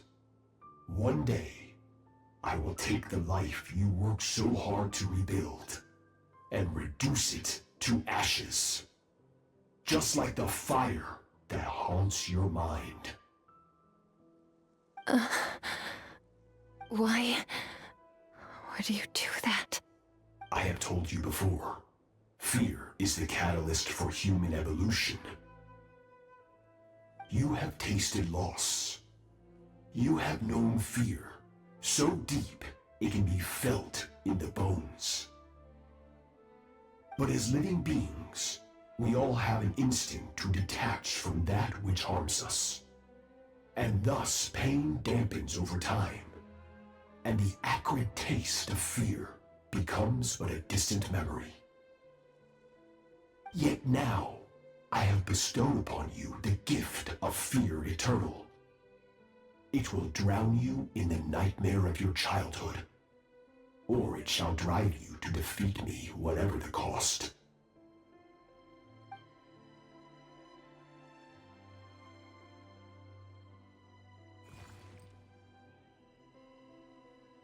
That is what Skirk's master, the foul Sertologi, looked like at one point in time. Of course, as a higher being, physical form is a triviality to him. He could appear as a beast, a human, or even a monster that defies description. The form you see him in here, clad in abyssal armor, is the one he usually wears when traveling through the stars.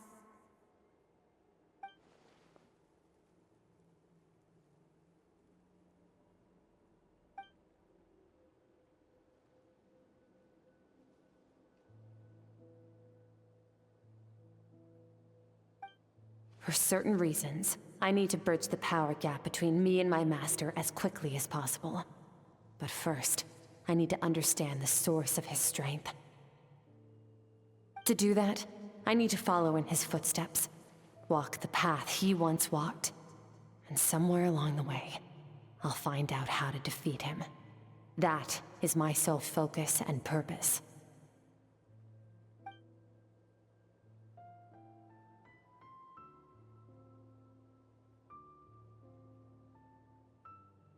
I'll let you in on a little secret. The real Sertologi is terrifying. The scope of his power is impossible to understand until you experience it firsthand. It is absolute, the power to crush all things. Shall we keep going? Let's see. We're about halfway there.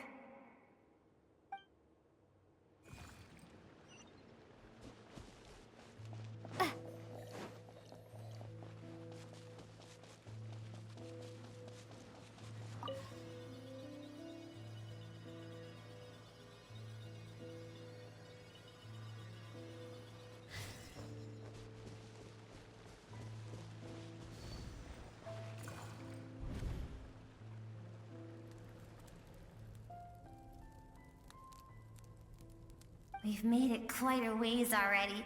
This is Skirk, when she first began training under Sertologi. I have set your broken wrist. Tomorrow, you're to train twice as hard. No tears this time. Good. Attempting to garner sympathy through tears is a habit of the weak. A pitiful, useless ploy. Can I ask a question, Master? Why did you save me? I keep thinking, maybe it would be better if I had died. I wouldn't be haunted by that fire all the time. I wouldn't have to go on like this. I saved you because I have a plan for you. It has been too long since I fought a battle that demanded my full strength, and I hunger for it. Every so-called genius and prodigy I have faced has crumbled like sand underfoot. Before me, even fate bends the knee. So, I will teach you everything I know. Train you by whatever means necessary, in the hope that one day, you might surprise me. But I don't want to draw my sword against you, Master. What you want matters little. Among the boundless sea of stars, the cries of the weak are but faint murmurs that disappear into the void. You of all people know that well. Yes, Master. From that day forward, all she knew was grueling training, emptiness, and fatigue. After some time, her talent bloomed, and she gained control over her emotions, like her master. How should I put it? It was not that human emotion disappeared from her heart, but that reason came to dictate all she was allowed to feel. I suppose it was at this point that she became the Skirk you know today.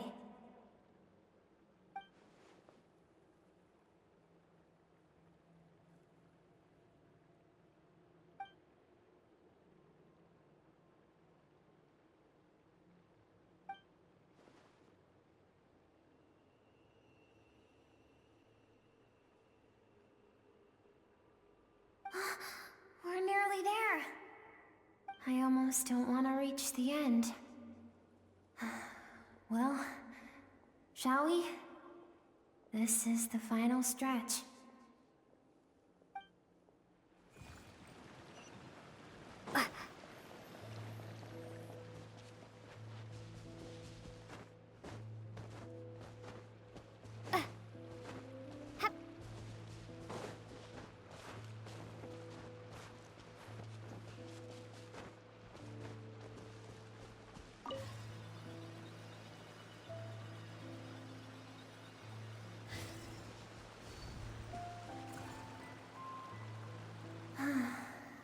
These are Skirk's happiest memories. What a simple and carefree time it was. Wisps of clouds dotted the sky. The sun bathed everything in golden light. And when song filled the air, not even the shyest of flowers could resist swaying along. This is Skirk's homeland. She was so curious about everything as a child. Always skipping school to go exploring instead. There was so much to discover. The treasures at the bottom of the sea, the secrets beyond the stars, and that merchant ship packed with adults wearing those strange clothes. Yes, the ship. That was the beginning of the end. It was a spaceship. When it arrived, the people that disembarked wore smiles on their faces and spoke of friendship. They claimed to be merchants from a neighboring planet, looking to establish trade.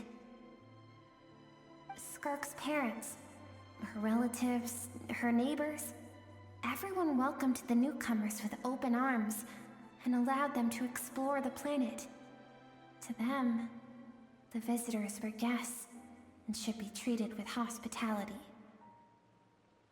No one had any idea of what was to come. Several months later, an army of unknown origin arrived without warning and carried out a ruthless campaign to destroy everything and everyone on the planet. Skirk had skipped school that day, like so many times before, so she was not caught in the immediate wave of destruction. But when she came home that day, only fire and ruin awaited her. Countless people cried out to her for help. People she knew and loved. Friends and relatives. The little girl who lived next door. The shop owner with the bad leg. The bad-tempered teacher she had made fun of just that morning. Their lives were discarded like worthless trash as the fire consumed one life after another. Skirk was helpless. All she could do was run. And so she did. She kept running until an unexpected figure crossed her path. If Sertology hadn't been there in that moment, the fire would have claimed her life too. And there she would have remained, left to rot in the scorched earth, with no answer as to why any of this was happening. Because she and her people were seen as a threat. As the initial merchant ship explored the planet, they discovered that it hadn't always had the condition to support life. Yet there was evidence of human activity, even during the periods of extreme heat or cold in the past. Further research revealed that, over time, the people of this planet had evolved the ability to adapt to any type of environment or energy source. For that reason, the outsiders viewed them as a potential threat, and decided to eliminate them before the threat could rear its head. And so, the army was called, and the so-called danger was wiped from the face of the planet. Senseless, isn't it? Deemed a threat because of a gift they didn't even know they had. Perhaps it was their own innocence and kindness that doomed them. But in the end, that was lost to the blaze as well. If those with power get to decide good and evil, then all you can trust in is the sword in your hand. And so, before death could claim her, she ran. She ran and never stopped. No one wants to relive their most painful moments. Well, that brings us to the end of the story. This is as far as we can go. Skirk is waiting over there. For both of us. Let's go to her. It's time to fulfill my purpose. And my greatest wish over all these years.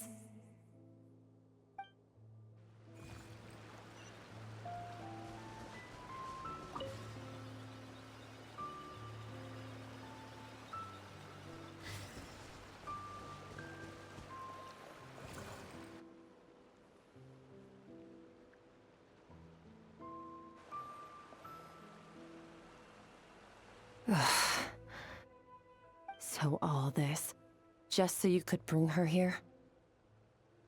I have things to say to you. Well, to me. I want someone to witness our reconciliation, even if it takes an argument to get there. And she is the best choice in this moment. Her suppressed emotional self. The version of herself she keeps locked in the recesses of her mind, stifled by reason.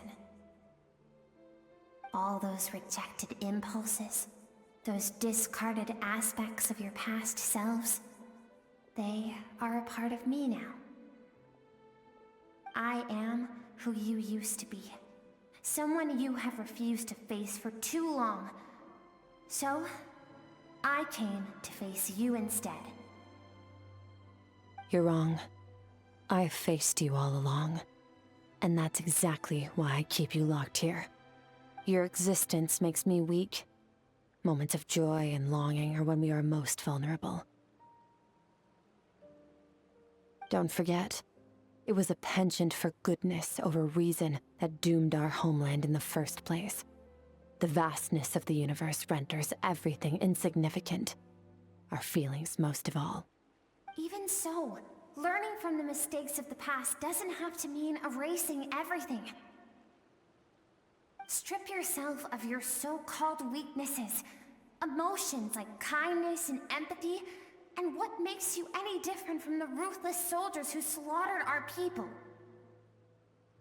The difference is that I'm doing what is right, what is necessary. I allow you to exist, but with limited freedom. That is the greatest kindness I can offer. I have shouldered everything you couldn't carry. I rose above the numbness and emptiness, and it was cold, unfeeling reason that brought me this far. It made me who I am.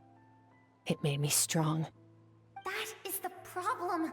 I want to shoulder those things together.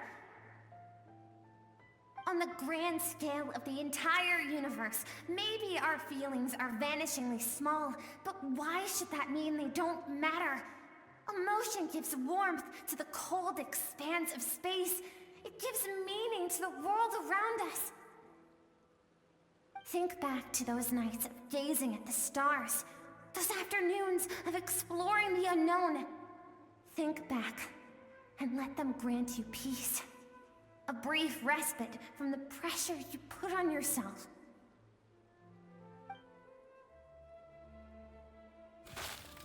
That isn't what we need.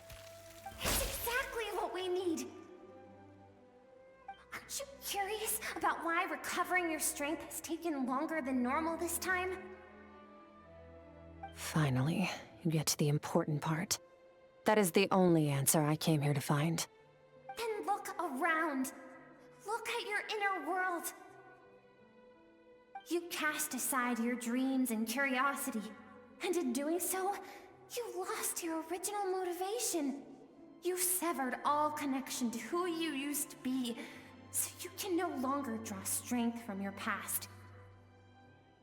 Now, the only things driving you forward are fear and survivor's guilt. But these cannot take you far enough. And so, this river, the source of your strength, grows more polluted by the day. And do you think that means I should seek help from a weak little thing like you?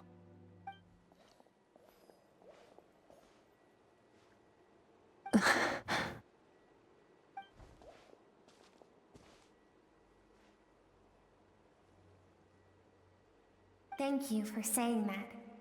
I knew bringing you here would be the right choice. To be honest, I'm not here to argue with you. This isn't about who's right or wrong. And in fact, I agree that in order to make it through the wake of that tragedy, we had to distance ourselves from the pain through reason over emotion. But what is right at one point in time isn't always right forever. I know you will never forget that fire. I know the fact that you were the sole survivor fills you with guilt. And I know that among the voices that haunt you, mine is there too. Because deep down, you know that you didn't turn out to be the person you wanted to be. All those unfulfilled hopes are like knives to the heart. And I don't want you to hurt anymore. So even if you can't accept me, I hope, at least, that you can let go. I keep thinking, maybe it would be better if I had died. I wouldn't be haunted by that fire all the time. I wouldn't have to go on like this.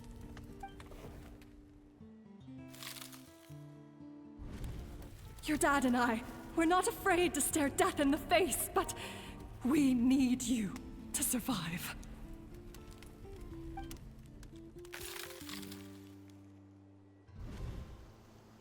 I'm sick of being a kid. There's so many amazing things out there, and I'm ready to see them all.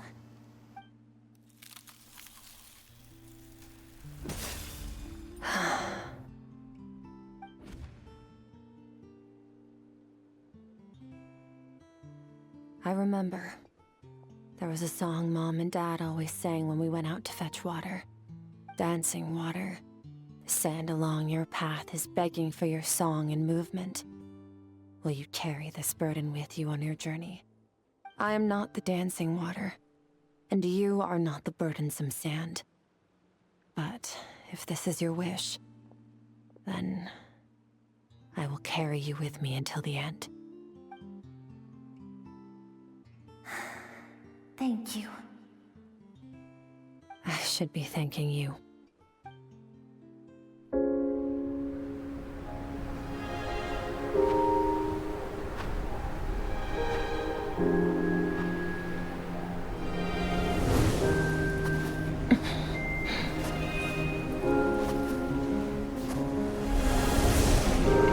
Run, Skirk, run! Remember, leave no one alive!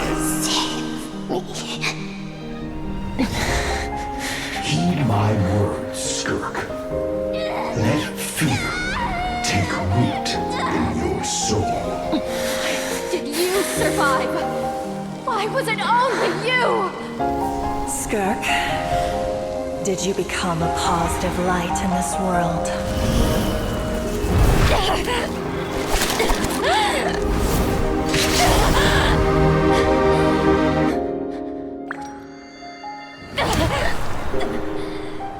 Hey, this doesn't have to be the end.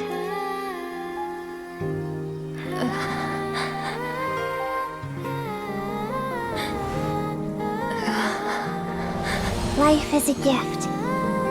Don't let darkness claim it.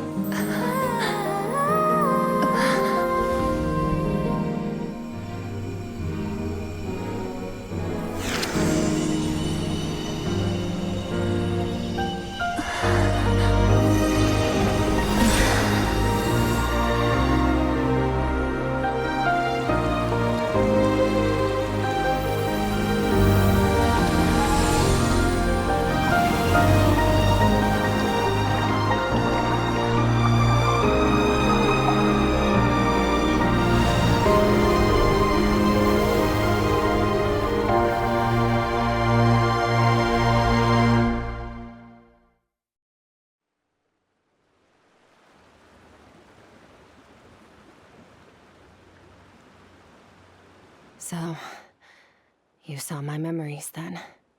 I once asked my master if survival of the strongest was the law of the universe. He said no.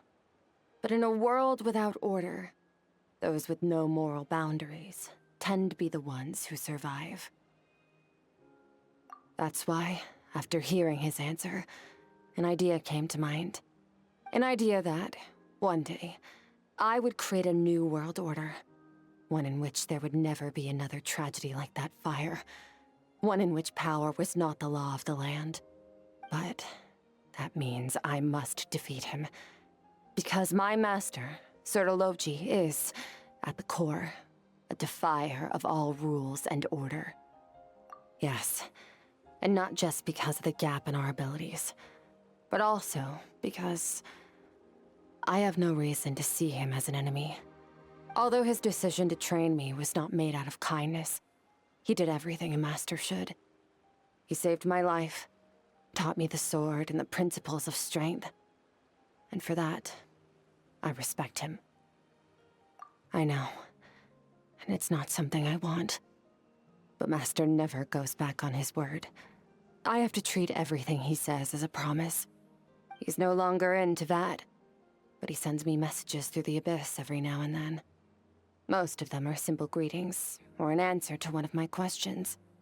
Every time I hear from him, my heart skips a beat. And I wonder if this is the moment where he'll finally appear before me and tear down everything I've built to pieces. Maybe that means I do live in eternal fear, just like he said. Yes, I respect him, but I'm also afraid of him. And for that reason, the pursuit of strength consumes every moment of my life. I don't know what Master has planned, but I have to be ready. Help me? Why? This isn't your fight.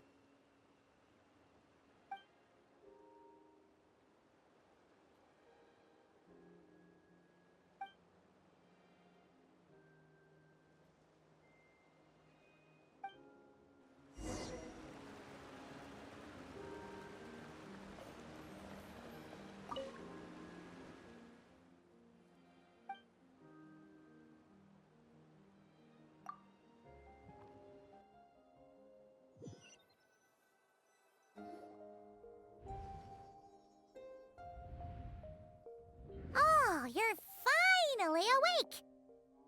Honestly, Paimon was gone for like 2 seconds and then she comes back and finds you both unconscious? Oh, you scared Paimon half to death! You're both okay, right? What does it look like?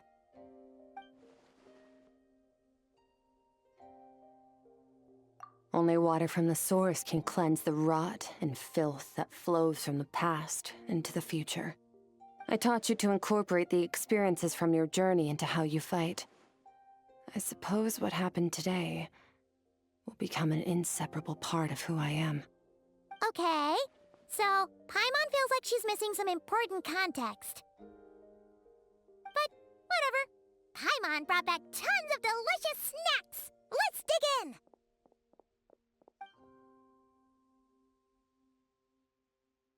All right. It's about time we finished what we started. We're gonna deal with this thief for good, right? This time, I'm not going to tell you to hold back. But having digested even more power in the meantime, he's going to be tougher than before. The good news is, we have no reason to pull our punches this time. So, let's go. Same place as last time.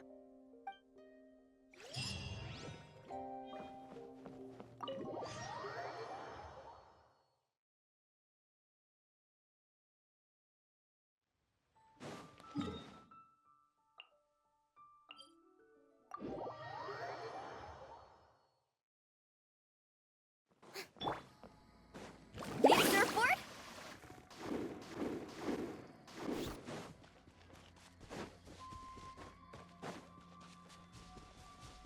Carbon waves!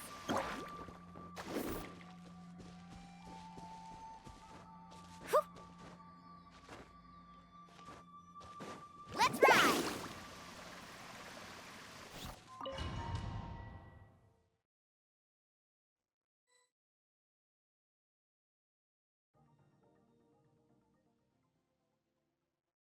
The fog is gone!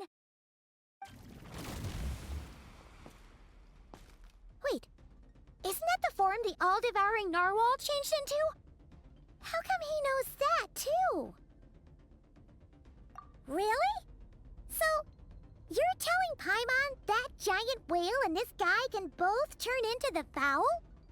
How does that work? It's a subconscious instinct. Any intelligent being who longs for his level of strength is bound to mimic his appearance.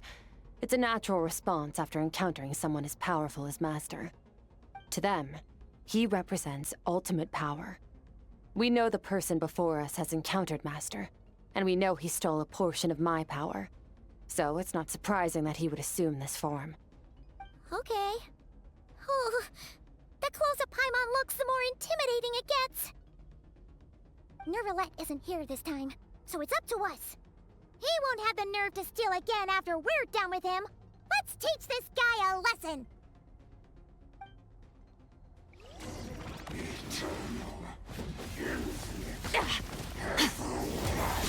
Hot mine to wield. Go!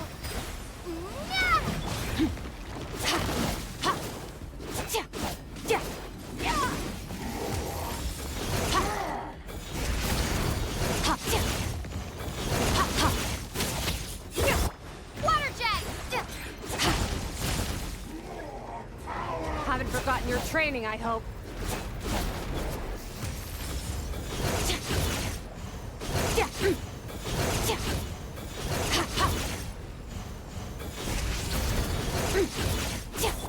Go!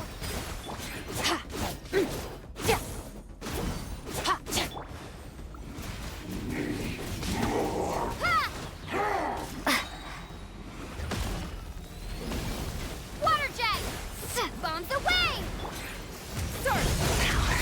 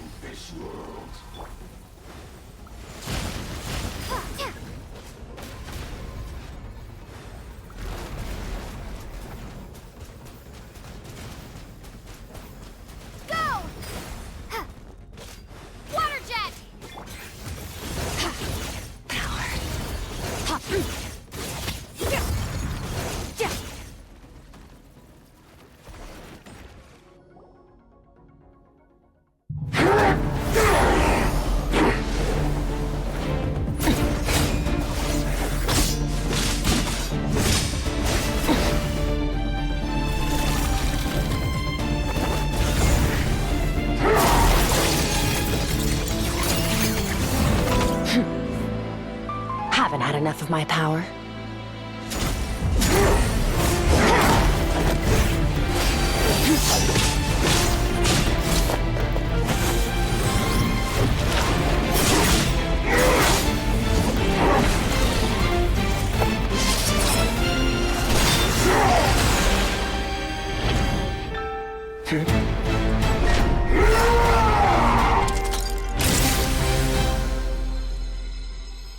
Well then, let's see how much more of this power you can handle.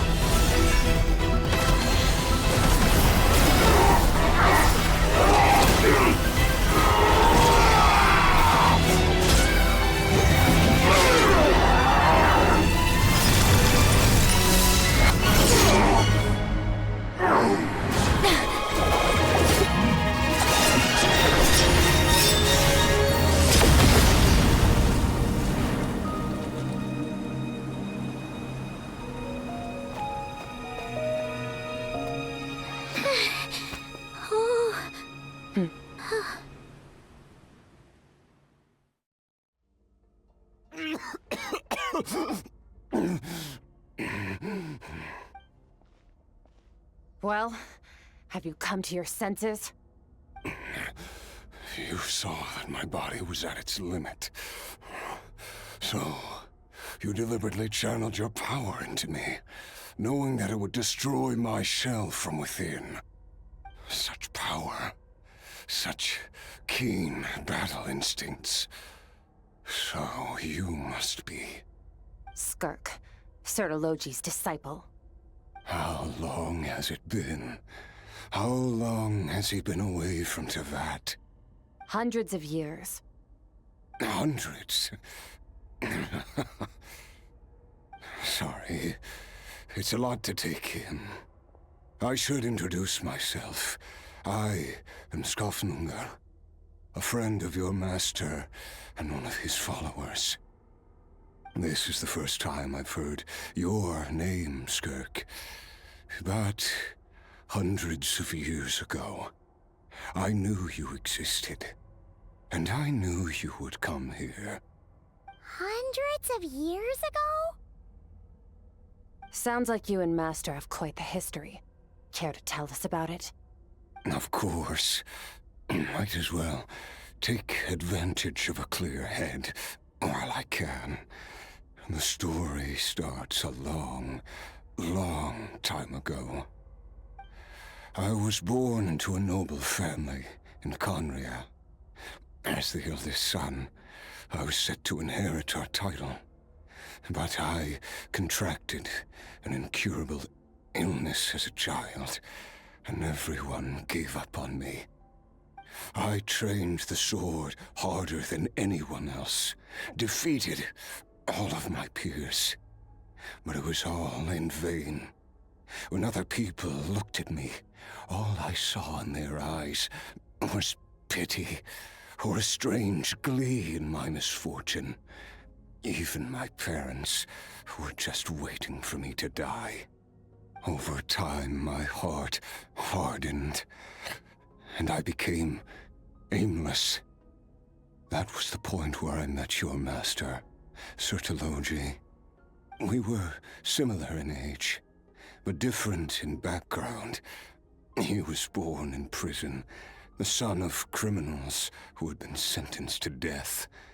He spent his childhood wandering the streets, facing more criticism than the literary works in the Universitas Magistrorum.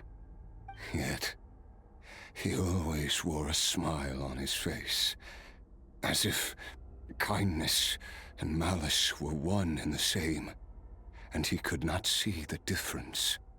I still remember what he said to me when we first met. You need to fight to survive. Even if it's a losing battle, it should light a fire under you. How can you sit back like this and go down without a fight? That does sound like something he would say. He was the first to acknowledge that I was worth something, and he inspired me to keep going. When we sparred together, It was the first time I'd actually felt the thrill of combat. When I was 10, he stole forbidden research materials and managed to cure my illness. It was like there was nothing in this world he couldn't accomplish. When it came to the human form, he was always intent on pushing the boundaries of possibility. But somewhere along the way, I fell behind.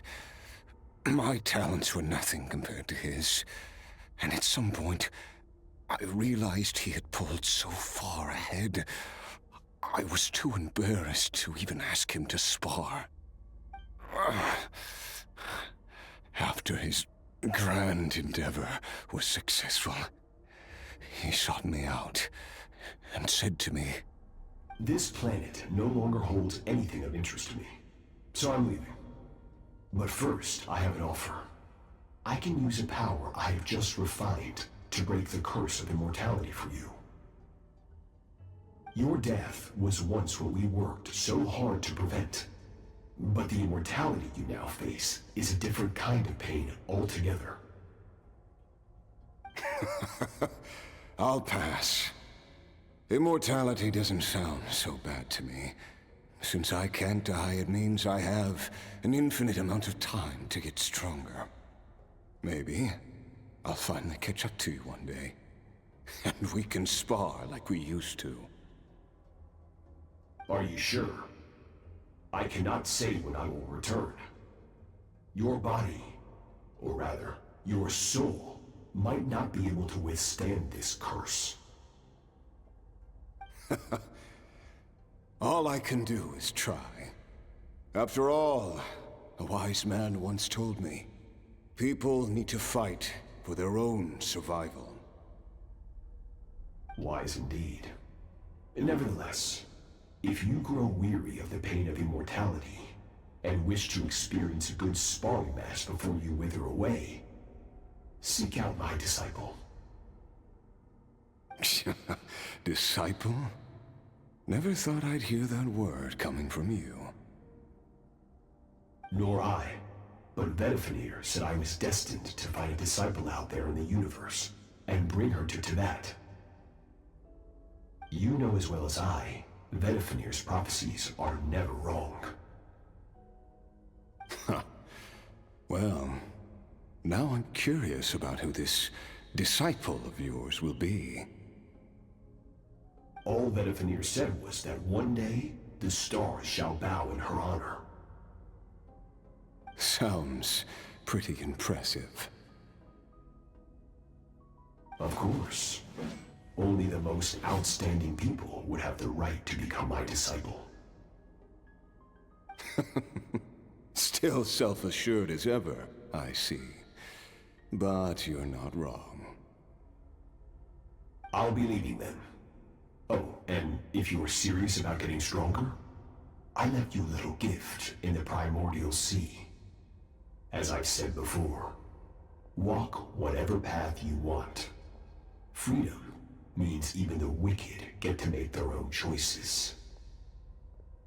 Waiting for me in the primordial sea was the all-devouring narwhal, already beaten into submission by Sertologi.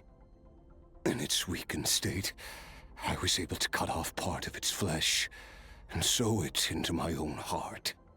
Your heart? That sounds like torture! How did you even survive that? Because, of course, I bear the curse of immortality. So, you used the curse to turn yourself into a vessel for power. Even with that whale's ability, devouring power like that is not something the human body can withstand. With your body and soul constantly at the breaking point, it was the curse of immortality that sustained you. But that is not the path to strength. You have to pour your heart into it, work for it, dream of it. Instead, you stole something that didn't belong to you, and it backfired. You're right. I should have known better, but I had already pushed myself to my limits, and he was still miles ahead of me. So I had to take a leap of faith. I miss your master. I miss the days when we were all together, troublemakers without a home. I don't regret the choice I made. But if you'll allow it, I do want to apologize. To both of you. After the beating we just gave you, I think we can call it even. You're an interesting one as well. Sertologi's disciple. That's a lot to live up to. It can't have been an easy experience. I know what he's like. He rules with an iron fist, using despair and fear to force you to catch up to him, all the while standing ever out of reach. We're like mountain climbers in the dark, never knowing how much higher we have to climb, or when we will see the sun again. True. But I made up my mind long ago. No matter how dark it gets, I will not give in to despair. I will overcome it. Besides, after hearing your story, I suspect what Master really wants is not a battle that demands his full strength, but rather a defeat without regrets. Oh? Since you're his friend, you must have some things in common. The first time we came here, when you stabbed me through the fog and stole my power, I felt no emotion coming from that spike. But when you had to devote all your strength fighting me just now, I could feel joy and passion emanating from your blade. It was the joy of a researcher discovering the truth of the world, the joy of an artist uncovering a temple of wonders. Interesting. I'm certain I didn't express those emotions outright. Yet you were able to read them from my blade, like a glimpse into my inner world. You're right. That battle brought me an unbridled sense of joy, and my defeat brings me no regret whatsoever. Exactly. I think Master also craves a battle like that. One where his opponent forces him to use all his strength, unlock the extent of his potential, and transcend his own limits. A battle to end all battles. After which, all can come to an end, including, perhaps, his life. For that very reason, good and evil are meaningless to him. He has one purpose, one goal: to complete himself. It's one of the secrets to his strength. Perhaps you're right. Perhaps that is his goal. What a battle that would be. Oh, to witness such a... Are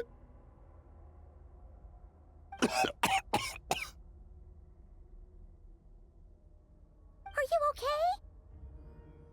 Too many different kinds of power are surging through my body. The curse of immortality allows it all to coexist, but it does not remove the pain. I won't be able to hold on to my sanity for much longer. What a shame. I would have loved to witness that battle. Sertologi once offered to free me from this curse. Now, I must ask that of you, Skirk. Can you release me from the pain? I can, but not through death, if that's what you were hoping for. It's not a suitable punishment for your crime. As an alternative, I can take your consciousness, along with all the power you've consumed, and smash it to pieces. The impurities will dissipate, and under the curse of immortality, your mind and body will regenerate. When that process is complete, you will be back to who you were before, no longer tortured by powers you can't control. But it will be a time-consuming and painful process. The decision is yours to make. I accept. And who knows? Perhaps I'll wake up in time to witness your great battle with Surtologi. I have faith that you'll be able to stand against him one day. Though, I know it'll be a long and arduous road. If we are climbers in the dark, it appears the dawn has finally broken for me. But your ascent continues. At least, it looks like you are not alone on your journey. I will reach the top of this mountain, no matter what it takes. And you, Skafnungur, will be my witness at the end of all things. Whew, that's finally over. Let's get out of here. Huh, at least we don't have to make a mad dash for the exit like last time.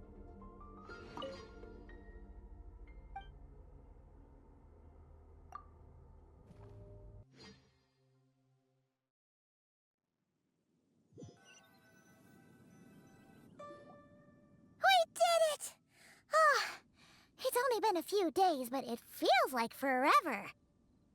Once again, we've proved there's nothing we can't overcome.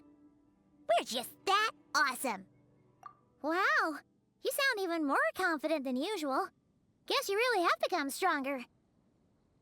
Today sure went by fast. It's night already. Oh wait, that reminds Paimon. The stars you mentioned, the ones that died out, are they back now? Yes. The power Skafnungur stole has been returned. So, the stars have regained their light. Great! Huh, it's crazy that you even noticed their light was gone. There are so many stars in the sky. If a few disappeared, Paimon definitely wouldn't be able to tell. I suppose it's because I have gazed upon this sky for centuries. The false stars, hanging in the meticulously planned sky, glittering with rotten light. It's not real. And yet, it is for that very reason that I can look upon it and enjoy the momentary peace it brings. Even the most beautiful of bubbles has to burst. We will return to the real universe one day, whether of our own volition or not. Time marches ever forward. Even the innocent and naive will taste life's bitterness. Yet through hardship, we grow until we learn to seize the sands of time for ourselves and uncover our true strength. Though we gaze upon a false sky, its vastness and majesty is palpable. One can only wonder, what is it going to take for kindness to reign supreme in the vast expanse of the universe? Ugh, this is all going over Paimon's head. But if she knows one thing, it's that the Traveler always finds a way. Ever since we met, she has filled Paimon's days with happiness. No matter how tough things get, she always finds a way to make it better. If it's too big a job for one person, then we'll do it with two. And if two's still not enough, then three. We've met so many amazing friends and accomplished so many amazing things. As long as we don't give up, we can make any wish come true. I suppose when it comes to you, anything is possible. Well, I should be going. Now that my power is no longer isolated from my emotions, I need more practice to get used to it. I suppose fate will decide. Maybe we'll bump into each other on the street. Or maybe we'll reunite on a different planet entirely. Regardless, reunions and partings are but passing moments. More than anything, I hope that, at the end of this journey, wherever it takes us, we stand in a world reborn. One without war, pain, or forced partings. One where new life can bloom, even where there was once nothing but scorched earth. For this, we must all work to become stronger. Goodbye, Traveler. Remember your training. Make sure to put it to use.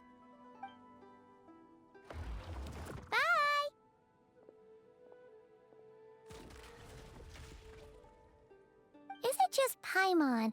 Or is she being nicer than before? We definitely count as friends after all that, don't you think? Hey, what do you think about camping here tonight? There's nothing quite like sleeping under the stars. Come tomorrow, we can continue our journey. Oh, and since Paimon treated you to that super nice meal at Wanmin Restaurant, it's about time you returned the favor.